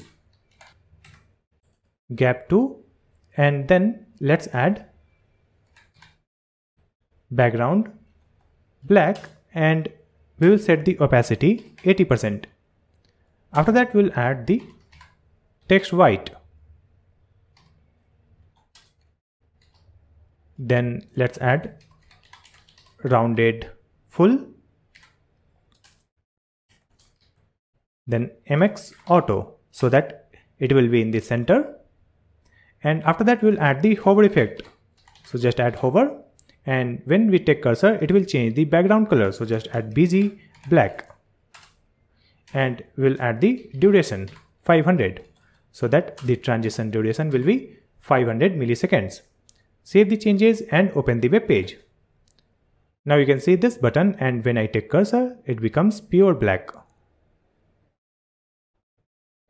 Now after this contact section, we will create the footer section, where we will add the another logo, we'll add one email ID, and we'll add the copyright message and social media links.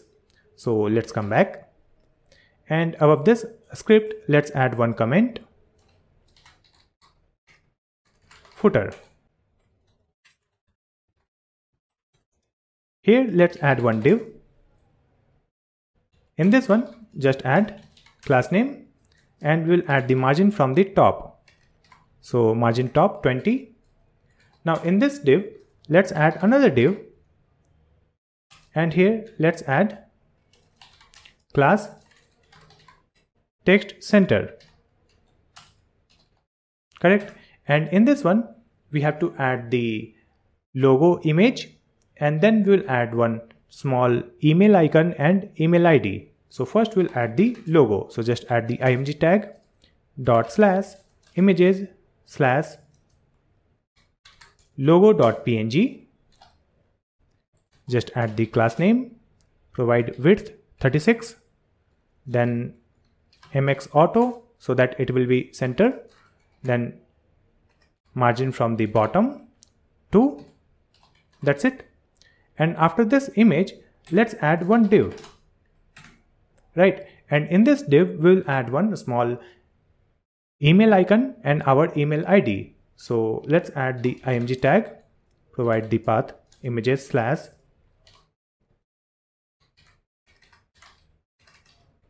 mail icon.png. Here let's add the class name, and we will provide width 6.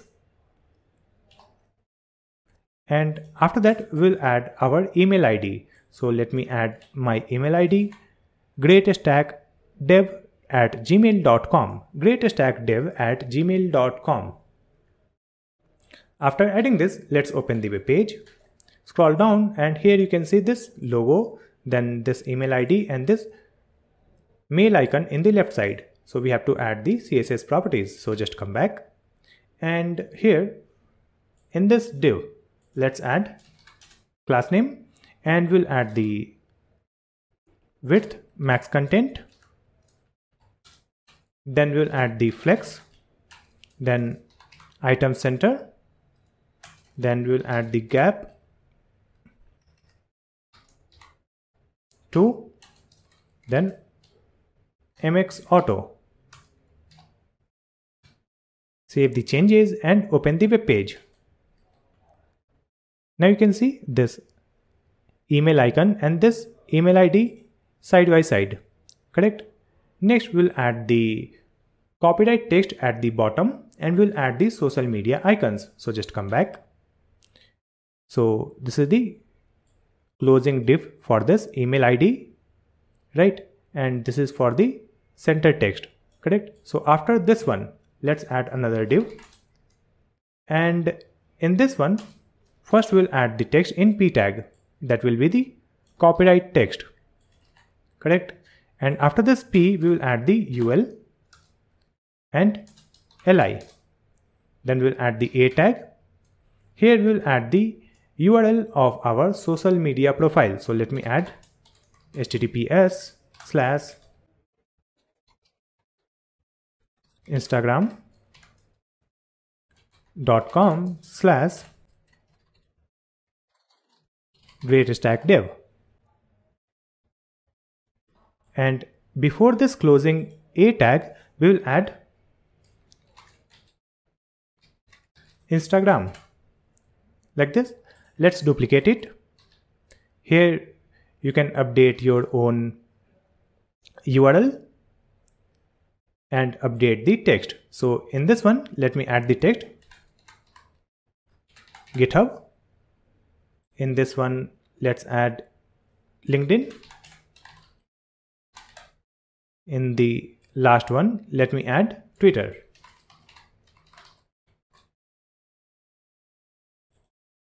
Right. Now let's open the web page. You can see here we have the copyright text and these social media links, correct?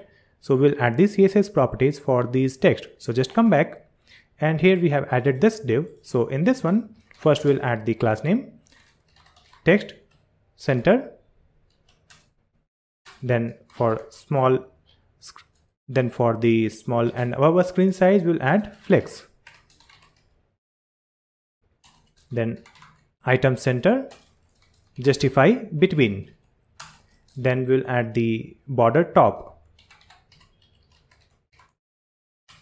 Then we'll add border color. So just add border gray 400. After that, we'll add MX. And here let's add 10%. Then we'll add the margin from the top of 12 pixel, then padding Y 6. Save the changes, open the web page. Now you can see here we have this text in the left side and these social media links in the right side, right? Now just come back. Here we have this UL tag. So in this UL, let me add class name. It will be flex. Then we'll add the item center. Then we'll add the gap 10. Then justify, it will be center. Let's add margin top 4 and we'll add small and above screen, we'll add margin top 0. Save the changes, come back. So here you can see we have these text in the left side and these social media links in the right side. Here I want to keep only 3 links. So let me delete the first one. I will keep GitHub, LinkedIn and Twitter. Here we have extra space at the bottom. So let me come back. We have to make it empty, which is margin top. Save the changes, come back. Now we have proper space at the bottom, right? So finally we have created the footer also.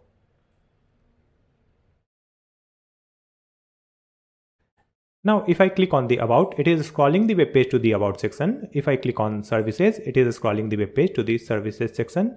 If I click on my work, it has scrolled the web page to the my latest work. And if I click on contact, it has scrolled the web page to the contact section. And at the bottom we have this footer.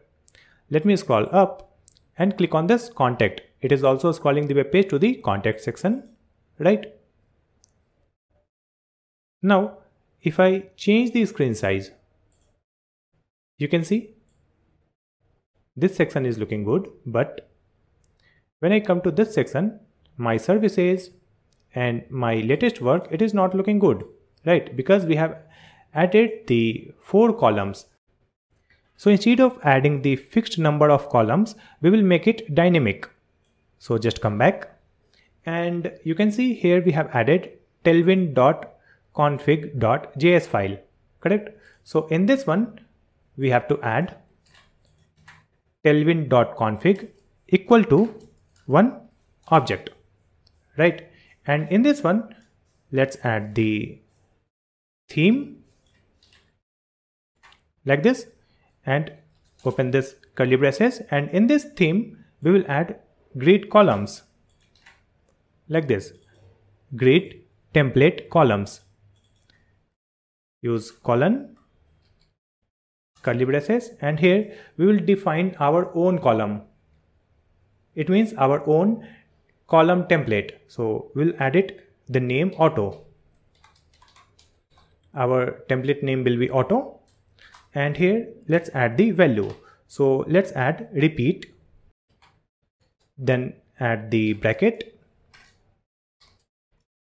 In this one, we'll add auto fit.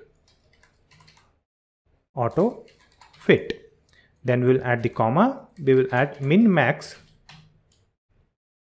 So the minimum width will be 200 pixel and the maximum will be 1 fraction like this. So we have added our own grid template column. So now we can use this auto. So instead of adding this grid 2, here you can see we have added grid calls 2. We will add grid calls auto like this. For the contact form, so let me reduce the screen size. You can see this contact form is looking perfect in different screen size, correct? Now let's come back and here we have another grid. You can see here we have added grid calls 4. So instead of 4, we will add auto in this my work. Similarly, here we have the services, correct? So in this services, we will add grid calls auto like this. Now come back, scroll down, you can see these services are displayed perfect. Now you can see these services is also looking good in a smaller screen. If I further reduce the screen size, you will see only one service. And if I increase the size, you will see 2 services. And if I further increase the size, you will see 4 services. Similarly, in this my work, if I reduce the size, you can see here you will see 3, then you will see 2 services, and if I further reduce, you will see single services in mobile device. So this web page is looking perfect in small screen also and larger screen also, correct? Next we have to add the scroll effect, so that when we scroll the web page, we will add one background color in this navigation bar, so that you can see this navigation menu is not looking good when we scroll the web page, correct? So we will add one light background color behind this navigation bar when we scroll the web page. For that, we will use the JavaScript. So just come back, open script.js file, and here let's add window.add event listener, and we'll add scroll, right? Here we'll add one function.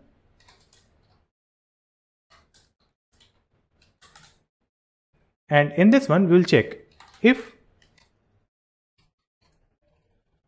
scroll y is greater than 50. Correct? It means we have scrolled the web page. Then what will happen? We will apply different classes.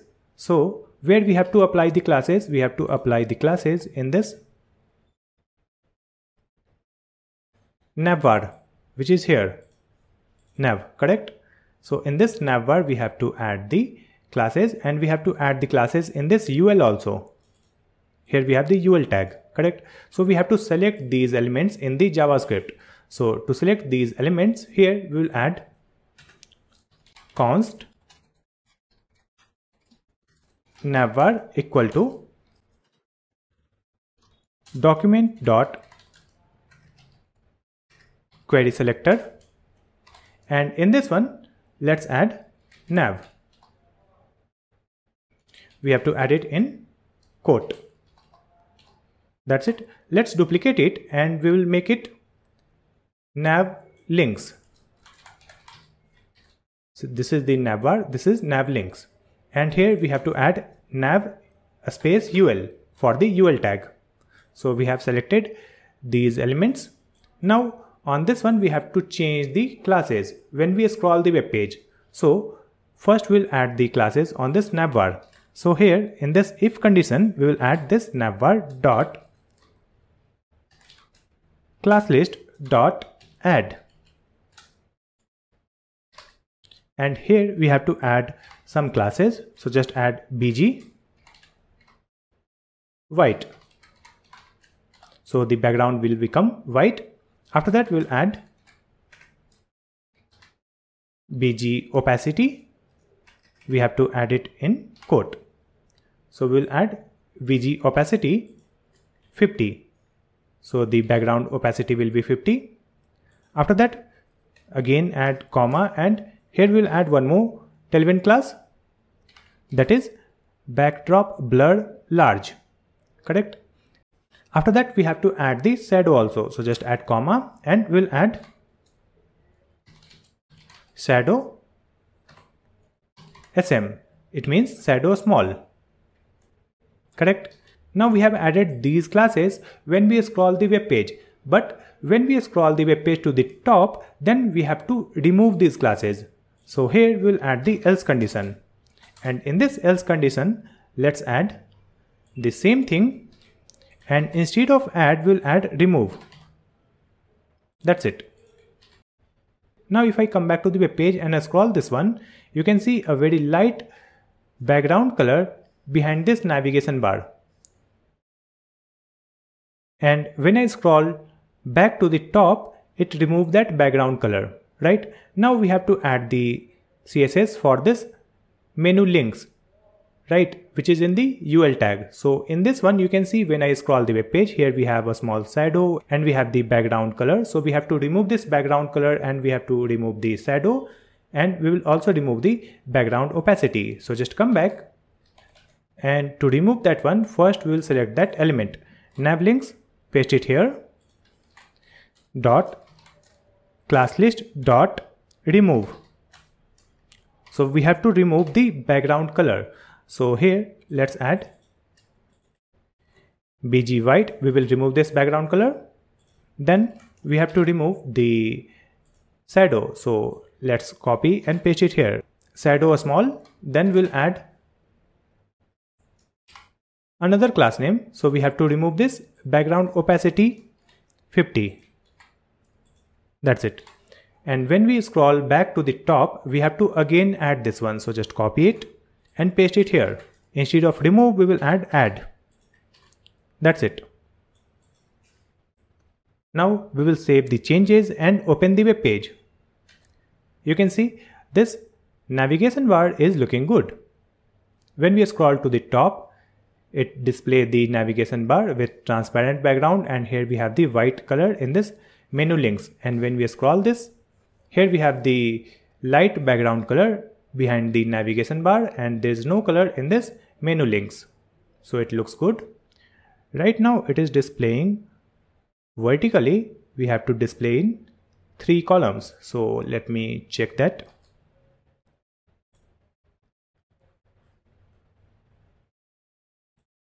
Scroll down, go to About. In this one, we have this P, then UL. In this UL, we have added greet call 1, and here we have added greet calls 3. So instead of this 3, we can also use auto that we have just created here in this config file, auto, right? So we can use that greet calls auto, save the changes and open the web page. Now you can see this is aligned horizontally. We have 3 items in 1 row, right? And if I change the screen size, here it is displaying only 1 item. So it is aligned vertically. Now it is looking good. Now if I click on this icon, it opens the sidebar. If I click on my work, it will close this sidebar, that is the side menu, and it will scroll the web page. You can see it has scrolled the web page to the my latest work, and it closed the side menu. If I click again, click on home, it will scroll to the top. So we are on the top of the web page. Let's close it. So this navigation bar is working fine when we scroll the web page. Now on this website you can see the same font family everywhere. So I want to add different font on this web page. For that we will use Google Fonts. So open fonts.google.com. In this search box we will search for OVO. So here we have this OVO font. Just click here. Then click on this button, Get Font. So it has been added in the cart.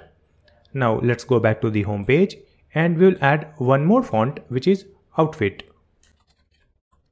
So this is the Outfit font. Click here, then click on Get Font. Now we have selected 2 font family, Outfit and OVO, and here we have the button called Get Embed Code. Let me click here, and from here we will copy these link tag. Select it and copy. Now come back to the HTML file and paste it before this closing head tag. So we will paste it here. So here I have added all these Google font links, correct? After that, let's come back and here scroll down and you can see we have to use like this Outfit sans serif in the font family, and we can also use OVO serif in the font family. So in some text we will use this Outfit font and in some text we will use this OVO. So let's define these fonts in our config file. So let me just copy this and come back.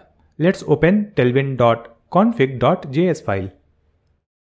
Here let's add 1 comma and here let's add font family colon, and in this object we will add the name.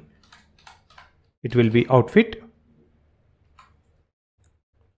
then colon, and in this square bracket just paste this one. We have to add it in quote like this. So we have added the first font. Now let's add one more. So the second one will be OVO. Write the name, then square bracket, and copy this from here. Paste it here.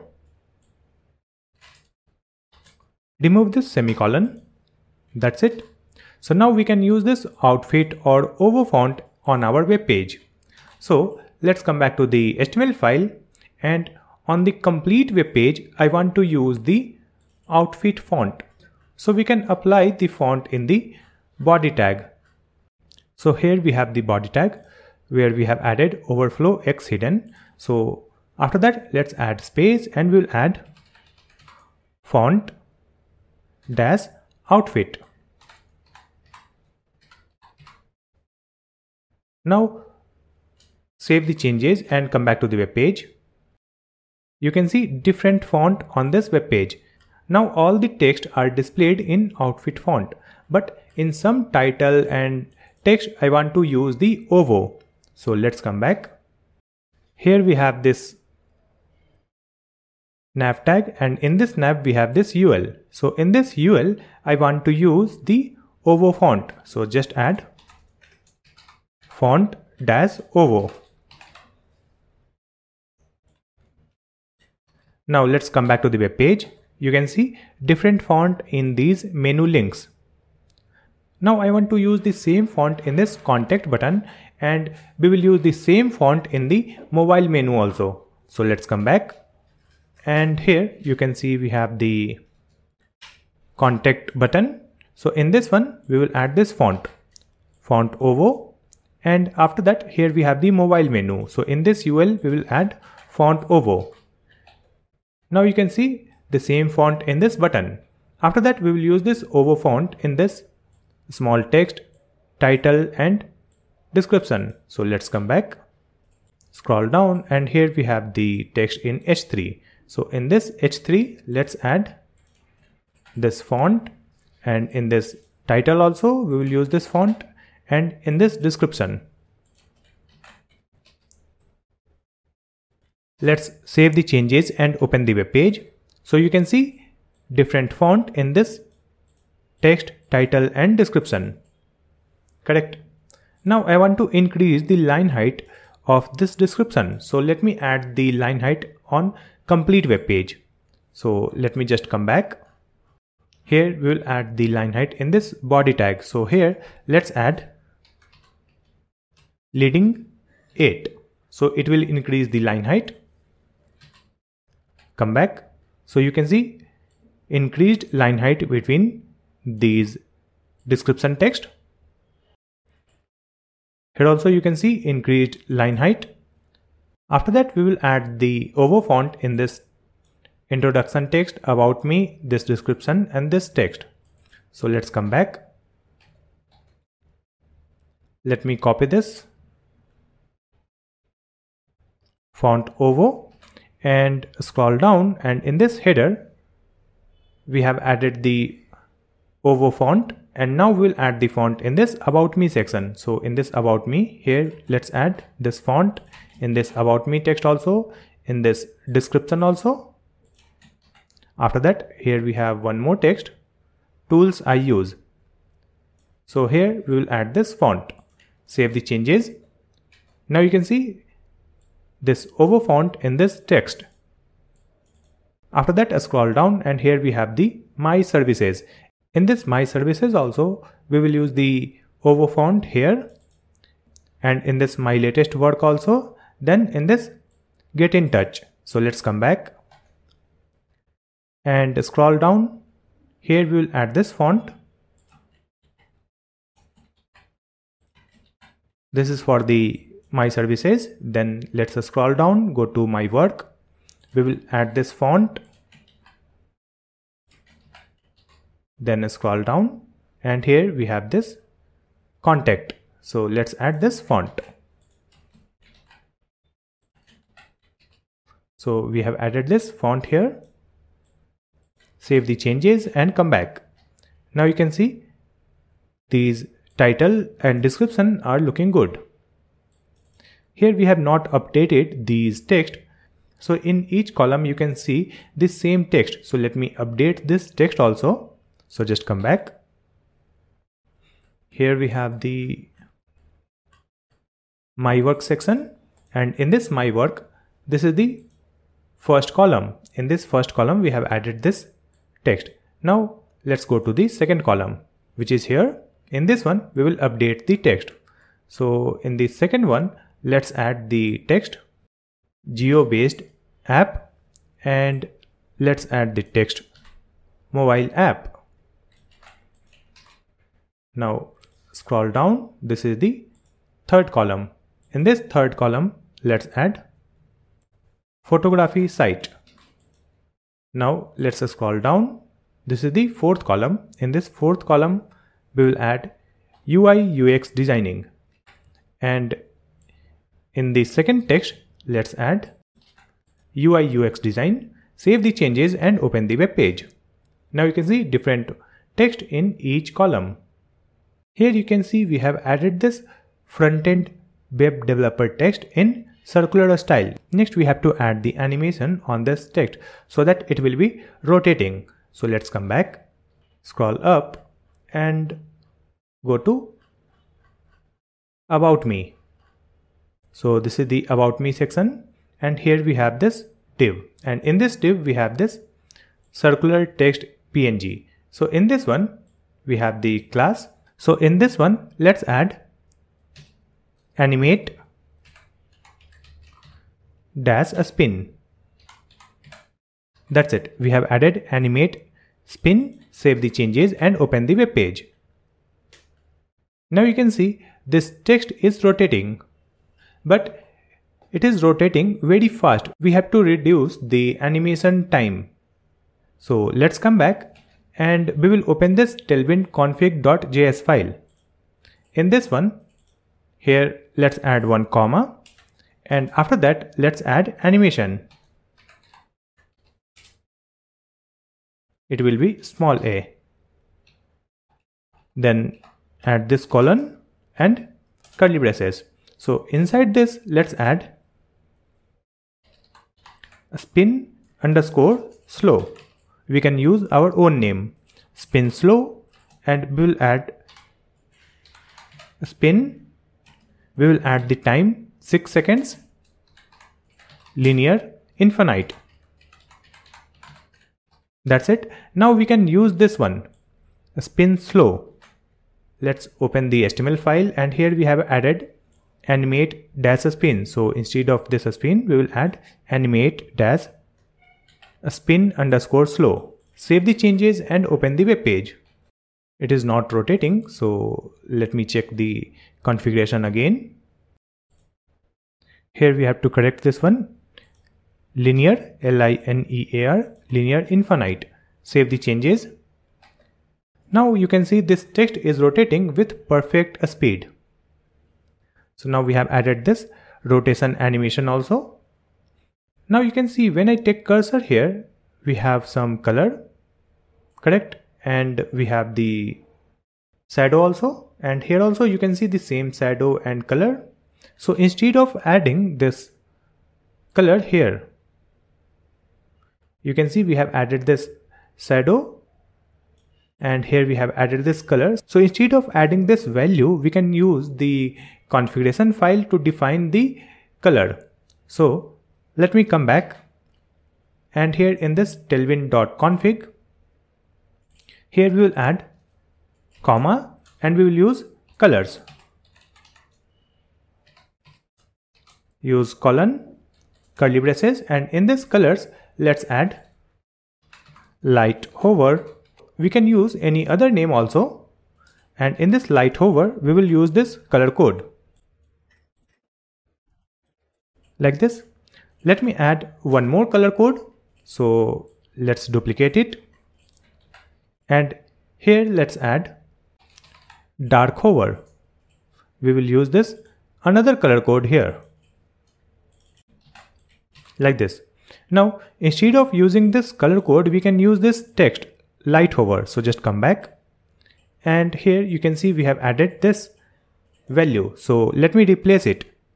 We will press Ctrl F, then open this and place it here, light hover. So it will replace this code with this text light hover. Click on this replace all button. Now you can see bg-light hover, and open the web page. Now you can see the same hover color, correct? Here also we have the same background color when we hover on these box. Here you can see we are not getting the white background in this circle. So let me come back, and here we have to add one more thing. So after this theme, here let's add extend, then add colon, curly braces, and place everything in this extend. So let me select this one,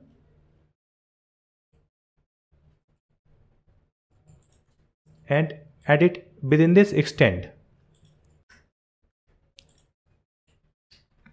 That's it. Save the changes and come back to the web page. Now you can see it is looking good.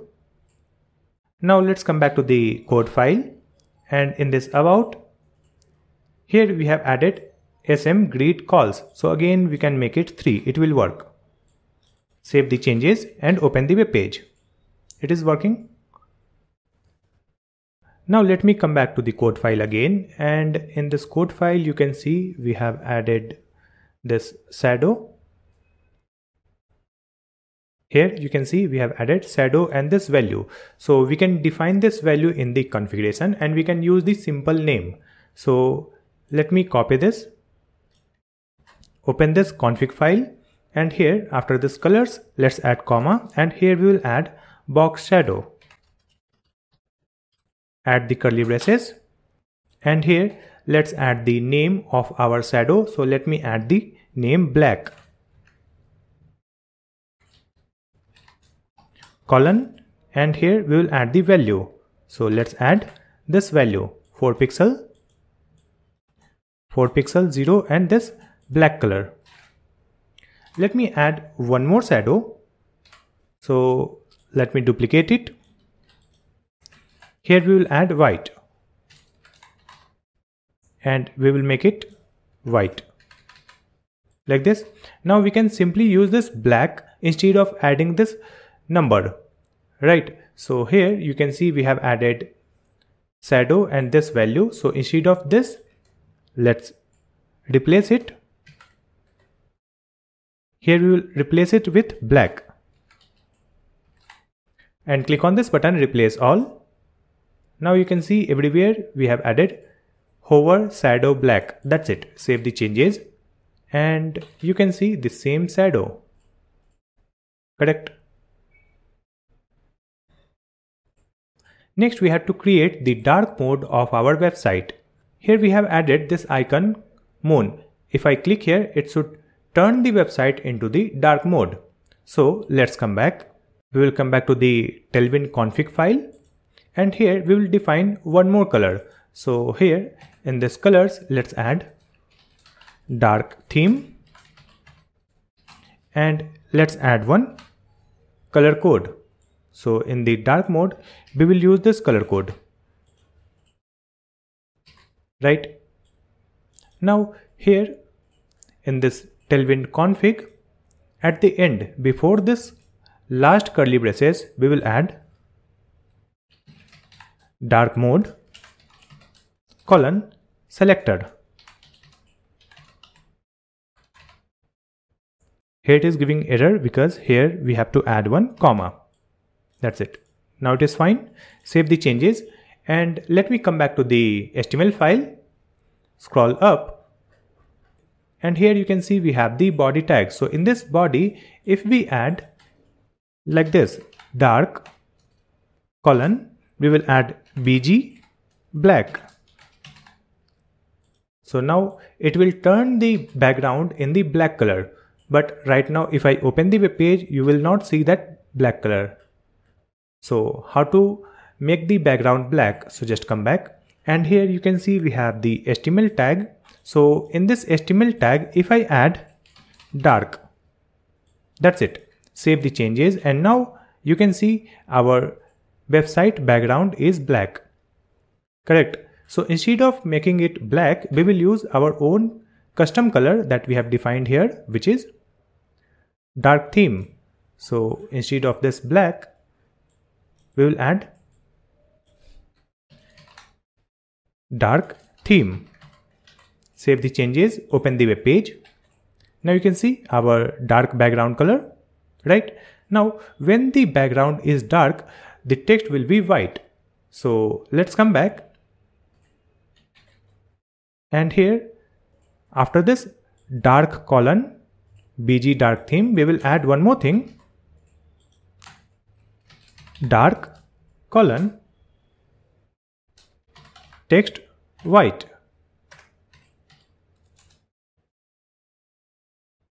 Save the changes, open the web page. Now you can see these text in white color.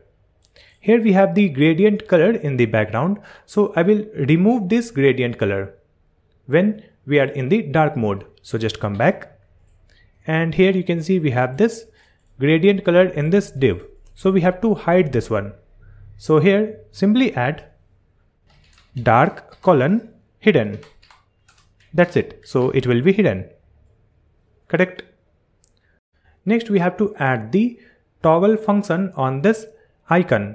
When we click here, it should turn the website into light mode, and when we click again, it should turn the website into dark mode. For that, let's come back and we will open our script file, and here we'll add the JavaScript to add the toggle feature. Before that, let's open the Tailwind website. Open tailwindcss.com, then click on docs, scroll down, and here you can see this dark mode. Just click here and scroll down. Here you can see this statement. If local storage.theme equal to dark, and it will also check the window preferences.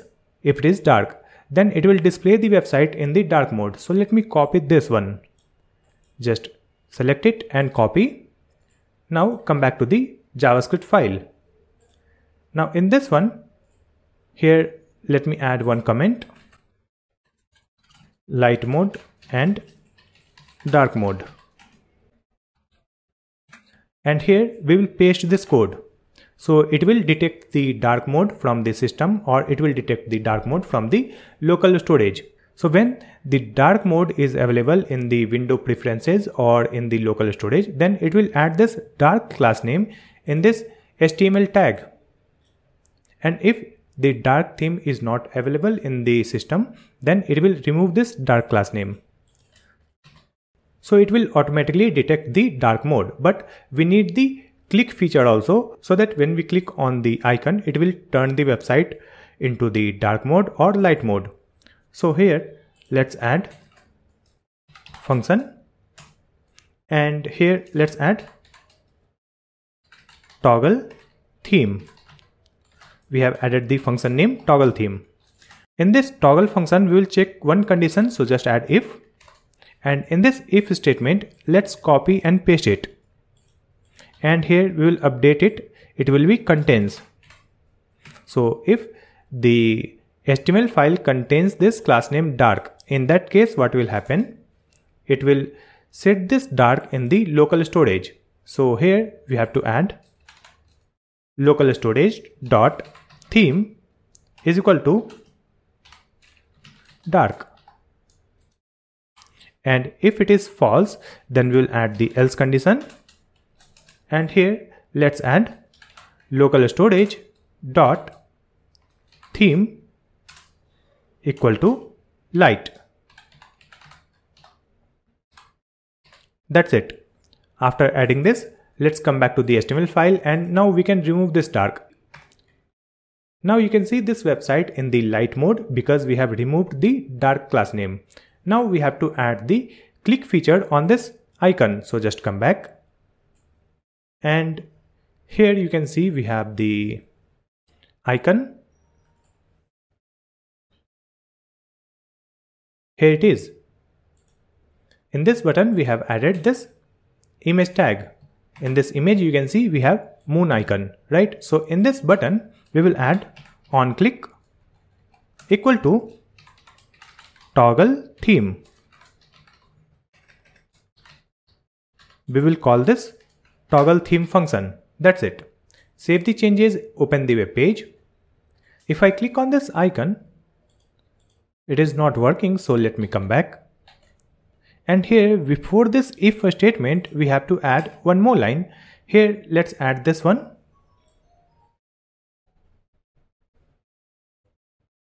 And in this one, we will update this contains. Instead of this contains, we will add toggle.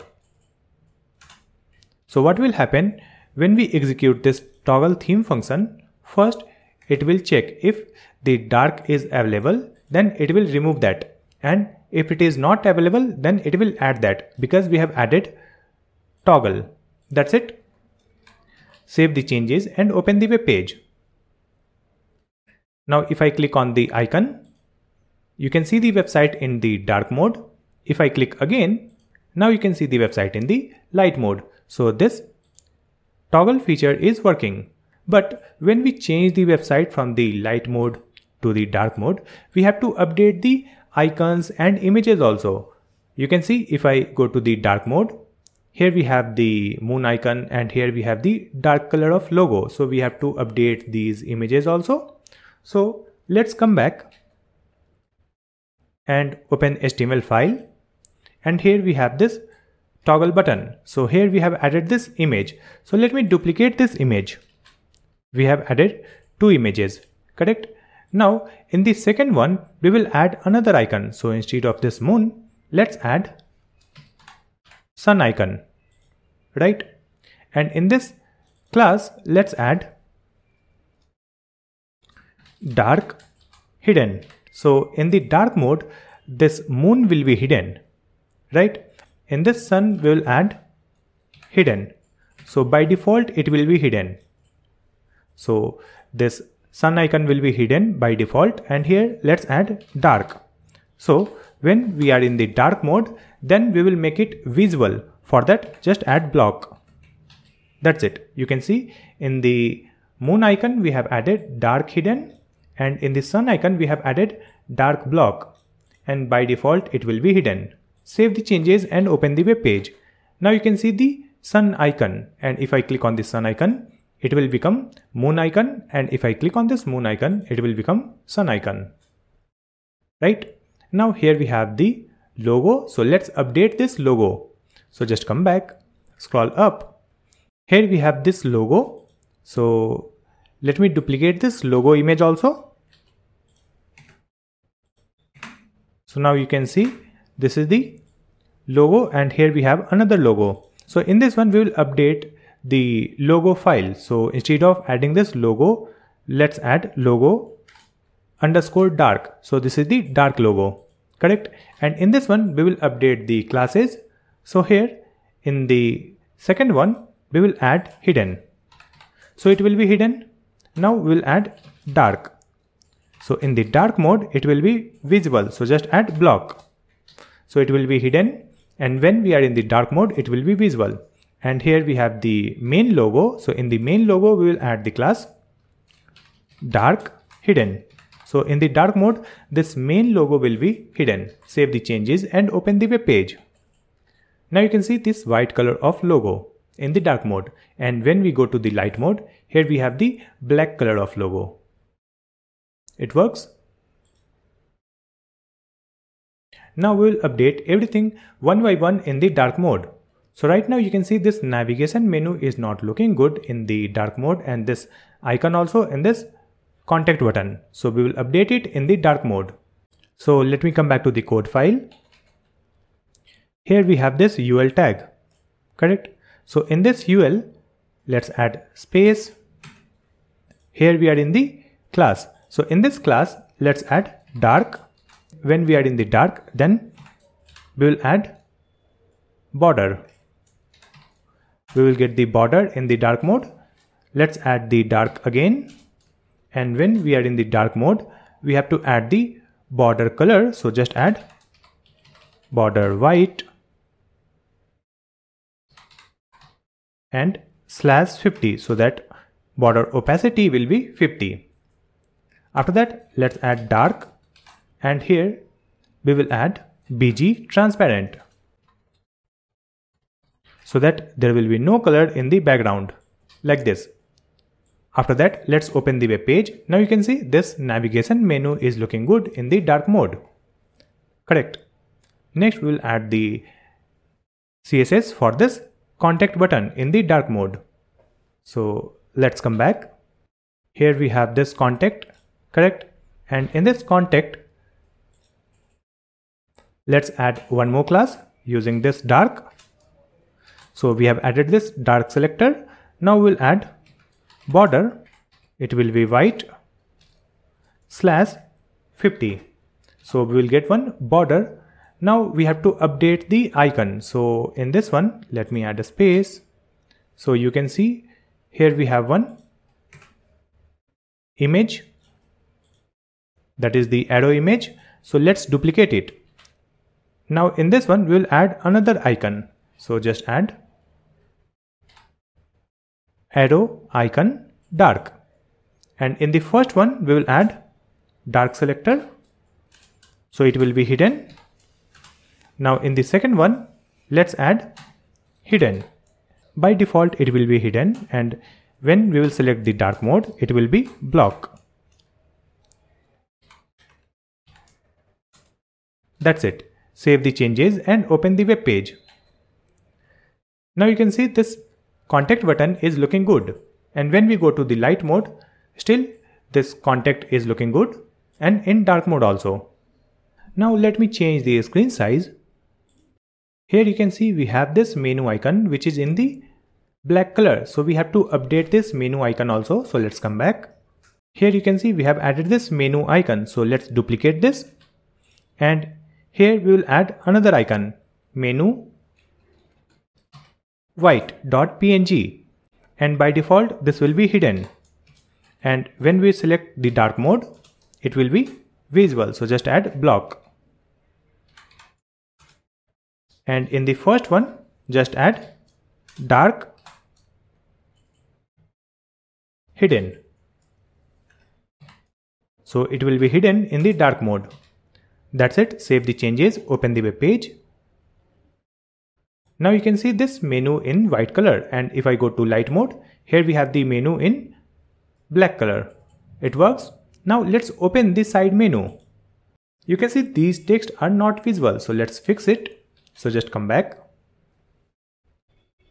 scroll down, and here we have the mobile menu. So in this UL let's add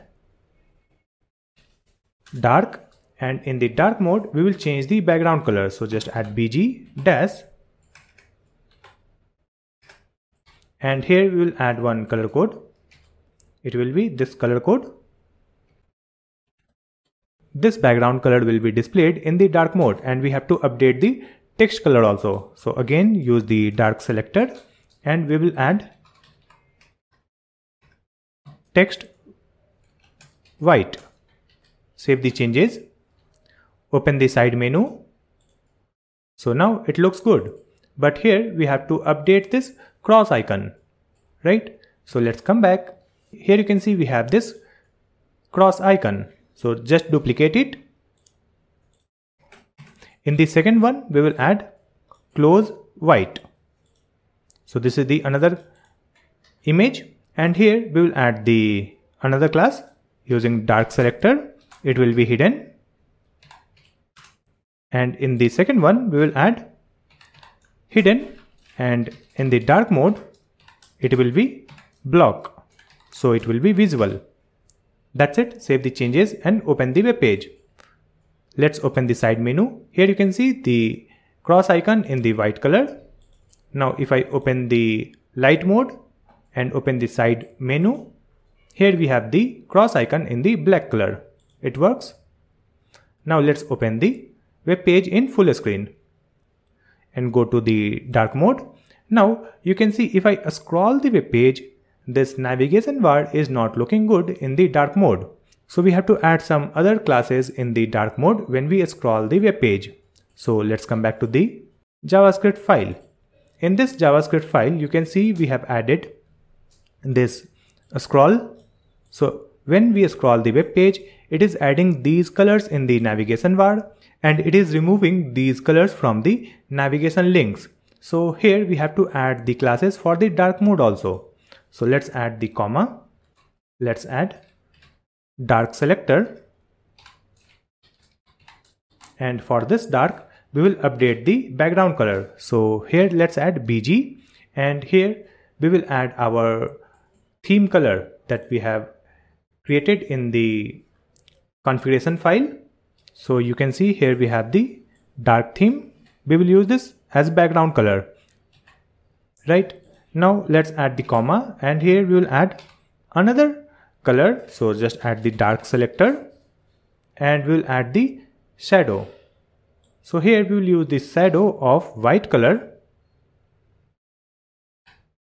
and we will add /20, so the opacity will be 20. Now in this nav links, we will remove some other classes in the dark mode. So just add comma, just add dark colon. We have to add it in the quote, dark colon border. We will remove this border, then add comma. Here we will add dark selector, and we will remove the border white also. And after that we will remove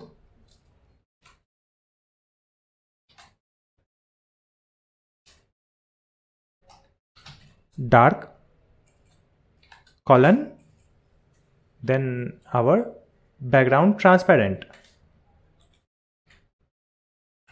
Right, you can see here we have added in this UL, we have added dark border white 50 and BG transparent. So we have to remove that. Here we will remove dark border white 50 and BG transparent. That's it. Now we will use the same class name in this remove. Right, so let's copy this one and paste it here in this else condition. And for this menu links also, let's copy this and paste it here. That's it. Save the changes and open the web page. Now you can see if I scroll the web page, still this navigation bar is looking good. Correct? Now if I go to light mode, and here also this navigation bar is looking good when we scroll the web page. So now we have made our navigation bar beautiful for light mode and dark mode, and for a smaller screen also. Now we will add the dark mode classes for this button. So just come back, open HTML file, scroll down and go to header section. In this header, here you can see we have one div, and in this div we have two buttons. So in the first one, here we have the A tag.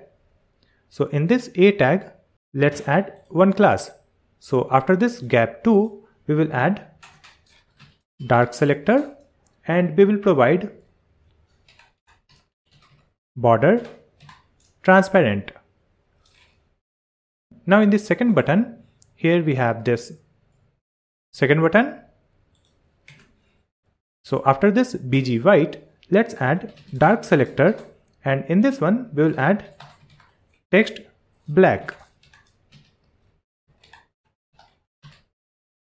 That's it. Now let's open the web page. Here you can see this connect me and my resume button is looking good in the dark mode, and if I go to light mode, here also it is looking good. So now we have made our header section beautiful for the light mode and dark mode. Now let's scroll it. We will open this about section. In this about, if I turn the website in dark mode, you can see here we have these colors. So we have to update these color. Correct? So just come back, scroll down. Here we have this UL, and in this one we have this LI. Correct? So in this LI, we will add the classes for the dark theme.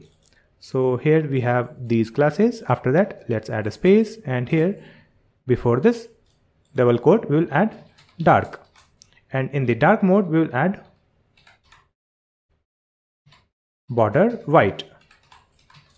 Then for the dark mode we will add hover, and in this hover we will add another shadow. So let's add shadow white. We will use the white color of shadow. After that we will add dark selector, and here we will use hover BG, and in the background also we will use another color. So you can see here we have this color dark hover. Let's copy and paste it. We will add 50%. Here we have to add colon. That's it. We will add this colon, save the changes. Now you can see this hover is looking good. Correct? Next we have to update the text color in the dark mode, and we'll also replace this icon in the dark mode. This icon should be displayed in the white color. So just come back, and here you can see we have this image, then we have this text. So in this H3 text, let's add dark selector, and we'll add text white. Now in this P also we will add the same thing. So just copy and paste it in this P, and we will add the opacity 80%. Now you can see the text is looking good.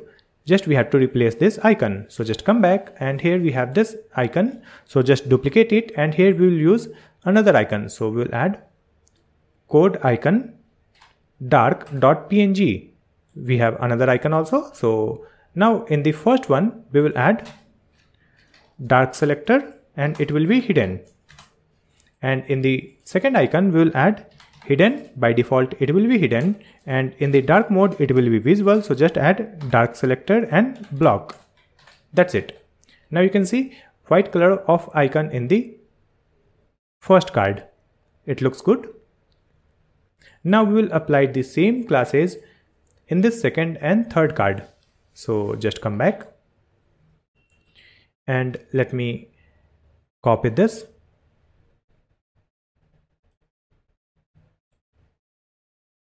and paste it in the second one.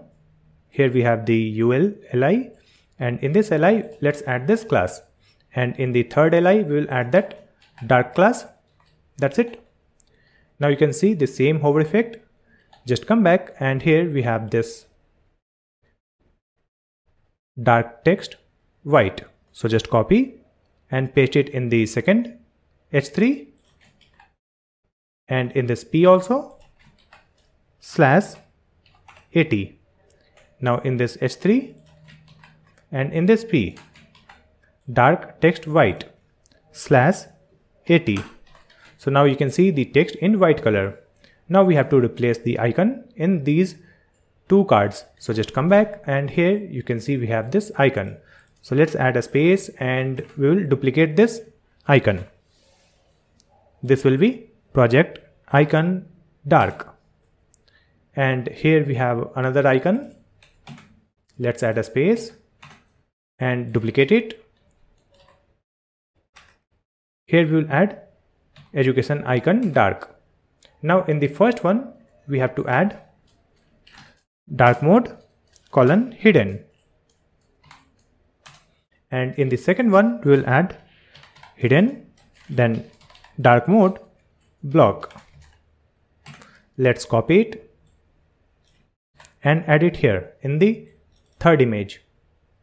We will add hidden and dark mode block, and in the first icon just add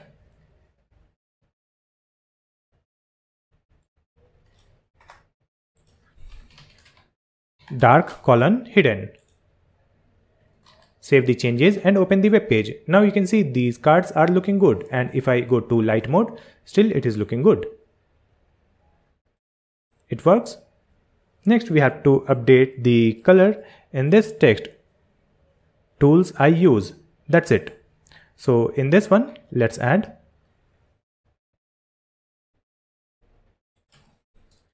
dark mode text white /80.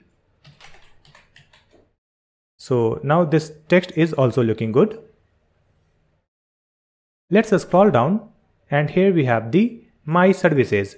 In this one we have to replace the color of these text in the dark mode, right? So just come back, scroll down, go to services. In this services section, here we have this div for the first column.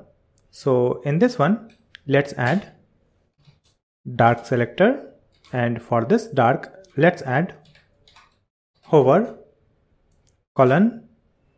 bg, and in the background we will use dark hover. Correct. Now again add the dark selector And in the dark mode, we will add hover, and we will add shadow white. That's it. Now let's copy this one and paste it in other div. So this is the first div, this is the second div, add it here. Now this is the third div, add it here. Now this is the fourth one. In this one also we will add this. Now open the web page. You can see very good hover effect in the dark mode. Next we will update the colors. So just come back, go to first div, and in this one you can see we have the text in H3 and P, correct? So in this one, dark colon text white, just copy this one and paste it in other H3.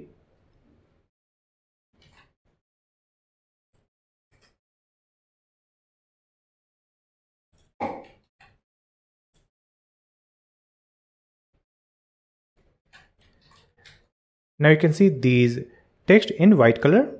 Now we'll update the color in these description. So just come back. Let me go to the first card. Here we have this P tag, and in this one let's add dark mode, and in this dark mode we will add text white /80. Just copy this one and paste it in other description.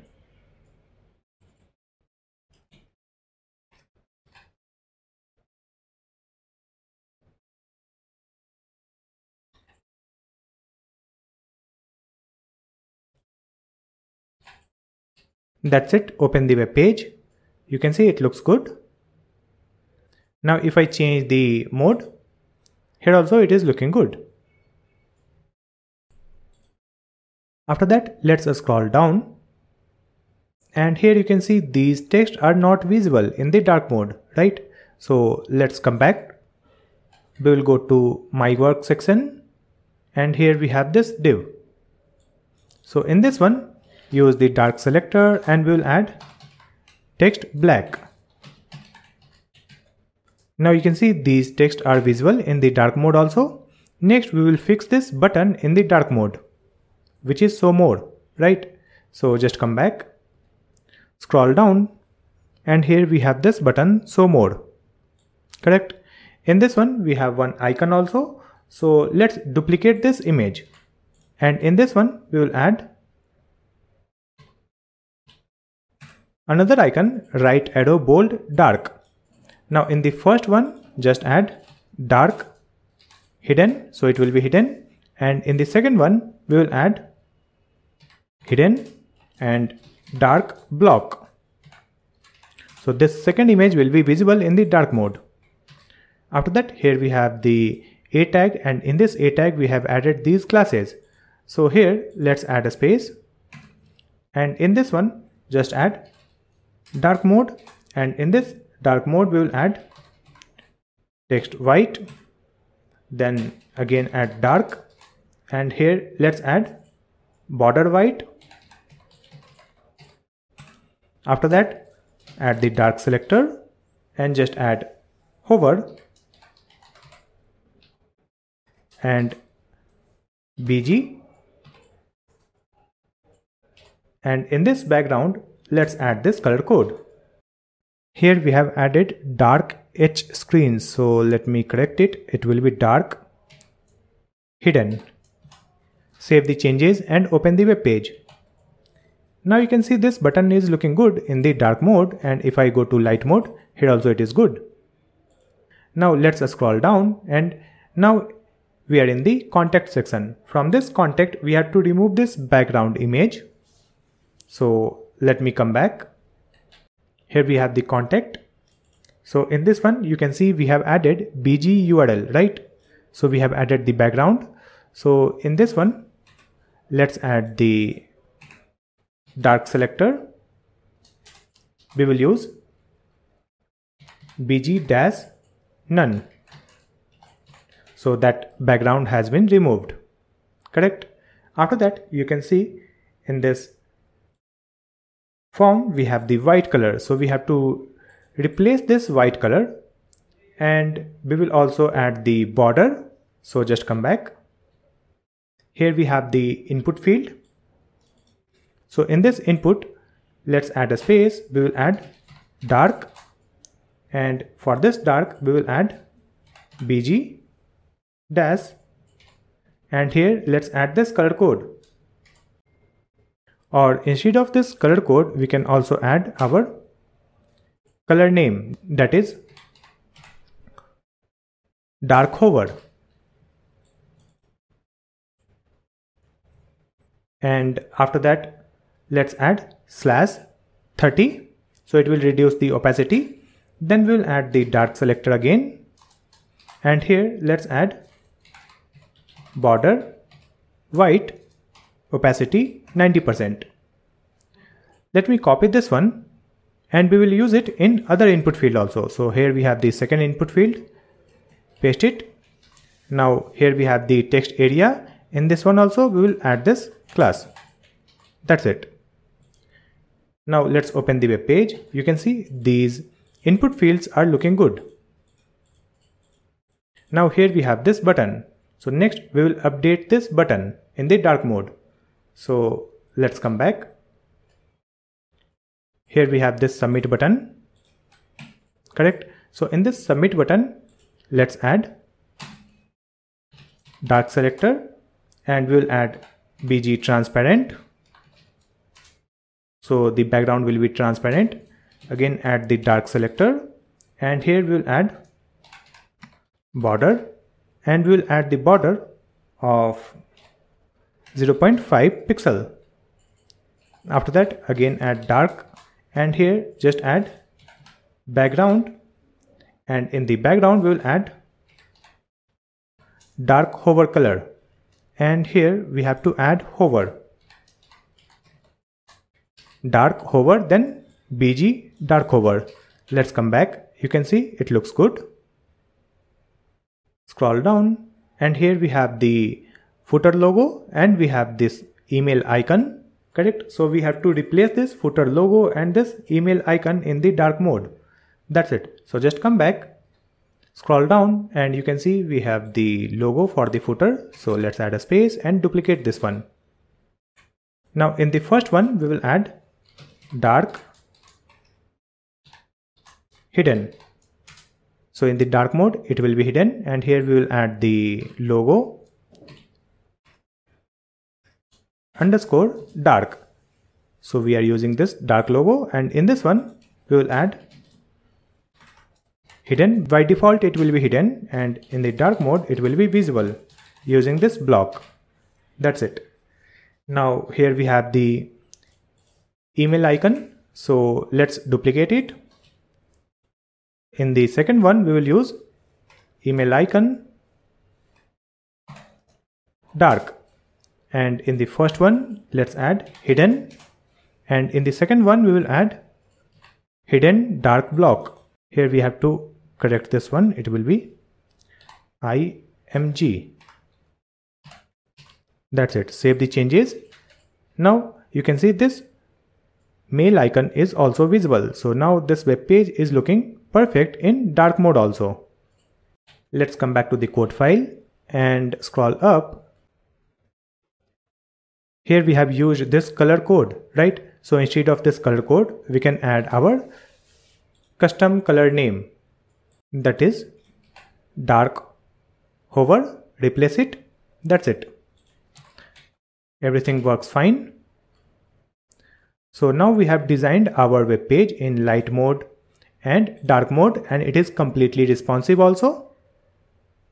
Next we have to add the functionality in this contact form so that people can enter their name, email ID and message, and click on the submit button, so the admin will receive the inquiry on their email ID. For that we are going to use the web3 forms. Let's open the website web3forms.com. Here we have web3 forms website. Here you can see this button, create your access key. Let's click here. Then enter your email ID. Then click on Create Access Key. That's it. Now it will send one access key on your email ID. So let me go to my email. Here we have received the access key from the Web3 forms that we are going to use. Now let's come back to the website again, scroll up, and here you can see HTML icon. Let's click here, scroll down, and here you can see the code to create your working contact form. So in the action, we have to add this URL. So let me copy this URL, come back to the VS Code, scroll down, and here we have the form tag. So in this form tag, we have added the action. So in this action, we will paste this URL like this: api.web3forms.com/submit. That's it. After that, you can see here we have to add one input field that will be hidden. So let me copy this input field, input type hidden, and here we have to add our access key. So just come back, and within this form, here we have the form tag. So within this form tag, we are adding this input field that is hidden, and here we have to place our access key. And before that, here we have the input field. So in this one, let's add one more thing. So at the end, let's add required. Let's copy it, and we will add this required in the email input field and in this text area also. So all fields will be required to submit this form. That's it. And in this first input field, which is for the name, here we have to add the name property. Let me come back to the website, and here you can see in this one we have the name is equal to name. In this one we have the name is equal to email. In this one we have the name is equal to message. Correct? So let me copy this, come back, and in this text area, let's add name is equal to message. Now in this second input field, let's add name is equal to email. So we will get the email, and in the first one we will add name is equal to name. So when people will submit the form, we will get the name, email ID, and message. After that, let's come back and copy the access key from the email. So let me copy this access key and paste it here in this input. So in this value, we will paste our access key. In this form tag, let's add method post. That's it. Method is equal to post. Save the changes and come back to the website. Now let's try this contact form. Let's add the name, email ID, and message. Here is the test message. Click on the submit button. Now you can see the message, form submitted successfully. Go back. And let me open my email ID. So here we have received the inquiry. You can see the name, email, and message. So now our contact form is also working. Now we have completed our portfolio website. Next we have to deploy this website online so that anyone can see this website with my domain name. To deploy this website online, let's come back to the project folder. Here we have this portfolio folder, right? And in this one we have the images, then index.html file, then a script file, and tailwind config file, right? Next we have to upload all these files on our web hosting. So we have already purchased the web hosting. So let me go back to the Hostinger dashboard. Here it is. In this one, you can see here we have the option called File Manager. Let me click here. And then go to this public_HTML folder. Just double click. Here we have this default.php. So first you have to delete this default.php. Delete this file. Now here we can upload our files. So here you can see this upload icon. Just click here. Then select the folder. Then select our project folder. Here we have this portfolio folder. Let me select this one and click on upload. Here it is saying upload 48 files, right? So just click on the upload.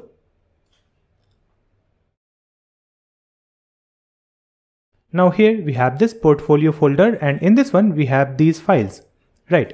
Now select all these files using Shift. That's it. Now click on this move icon.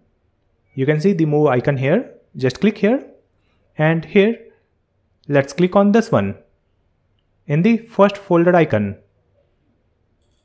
Double click. Now you can see the path files/public_html/dot. That's it. You should see this path public_html/. Just click on this move button. That's it. Now you can see this portfolio folder is empty. So just come back and delete this portfolio folder. Now we are in the public_html folder, and in this one we have the images, index.html, then a script file and config file. It is same as we have created on the local computer. You can see on our local computer we have the images and these files, right?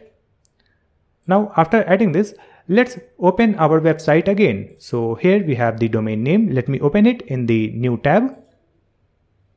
So now you can see our portfolio website is successfully live on this domain name, right? So this is how you can simply deploy your website online using Hostinger, hosting and domain name. You can see if I click here, it will turn the website into the dark mode. It works fine. Now anyone can see this website using this domain name. You can also open this domain name in your browser and you can see this website live. So finally we have completed our portfolio website tutorial using HTML and Tailwind CSS, and we have successfully deployed this website online. I hope this video will be helpful for you. If you have any question, you can ask me in the comment section. Please like and share this video, and also subscribe my channel GreatStack to watch more videos like this one. Thank you so much for watching this video.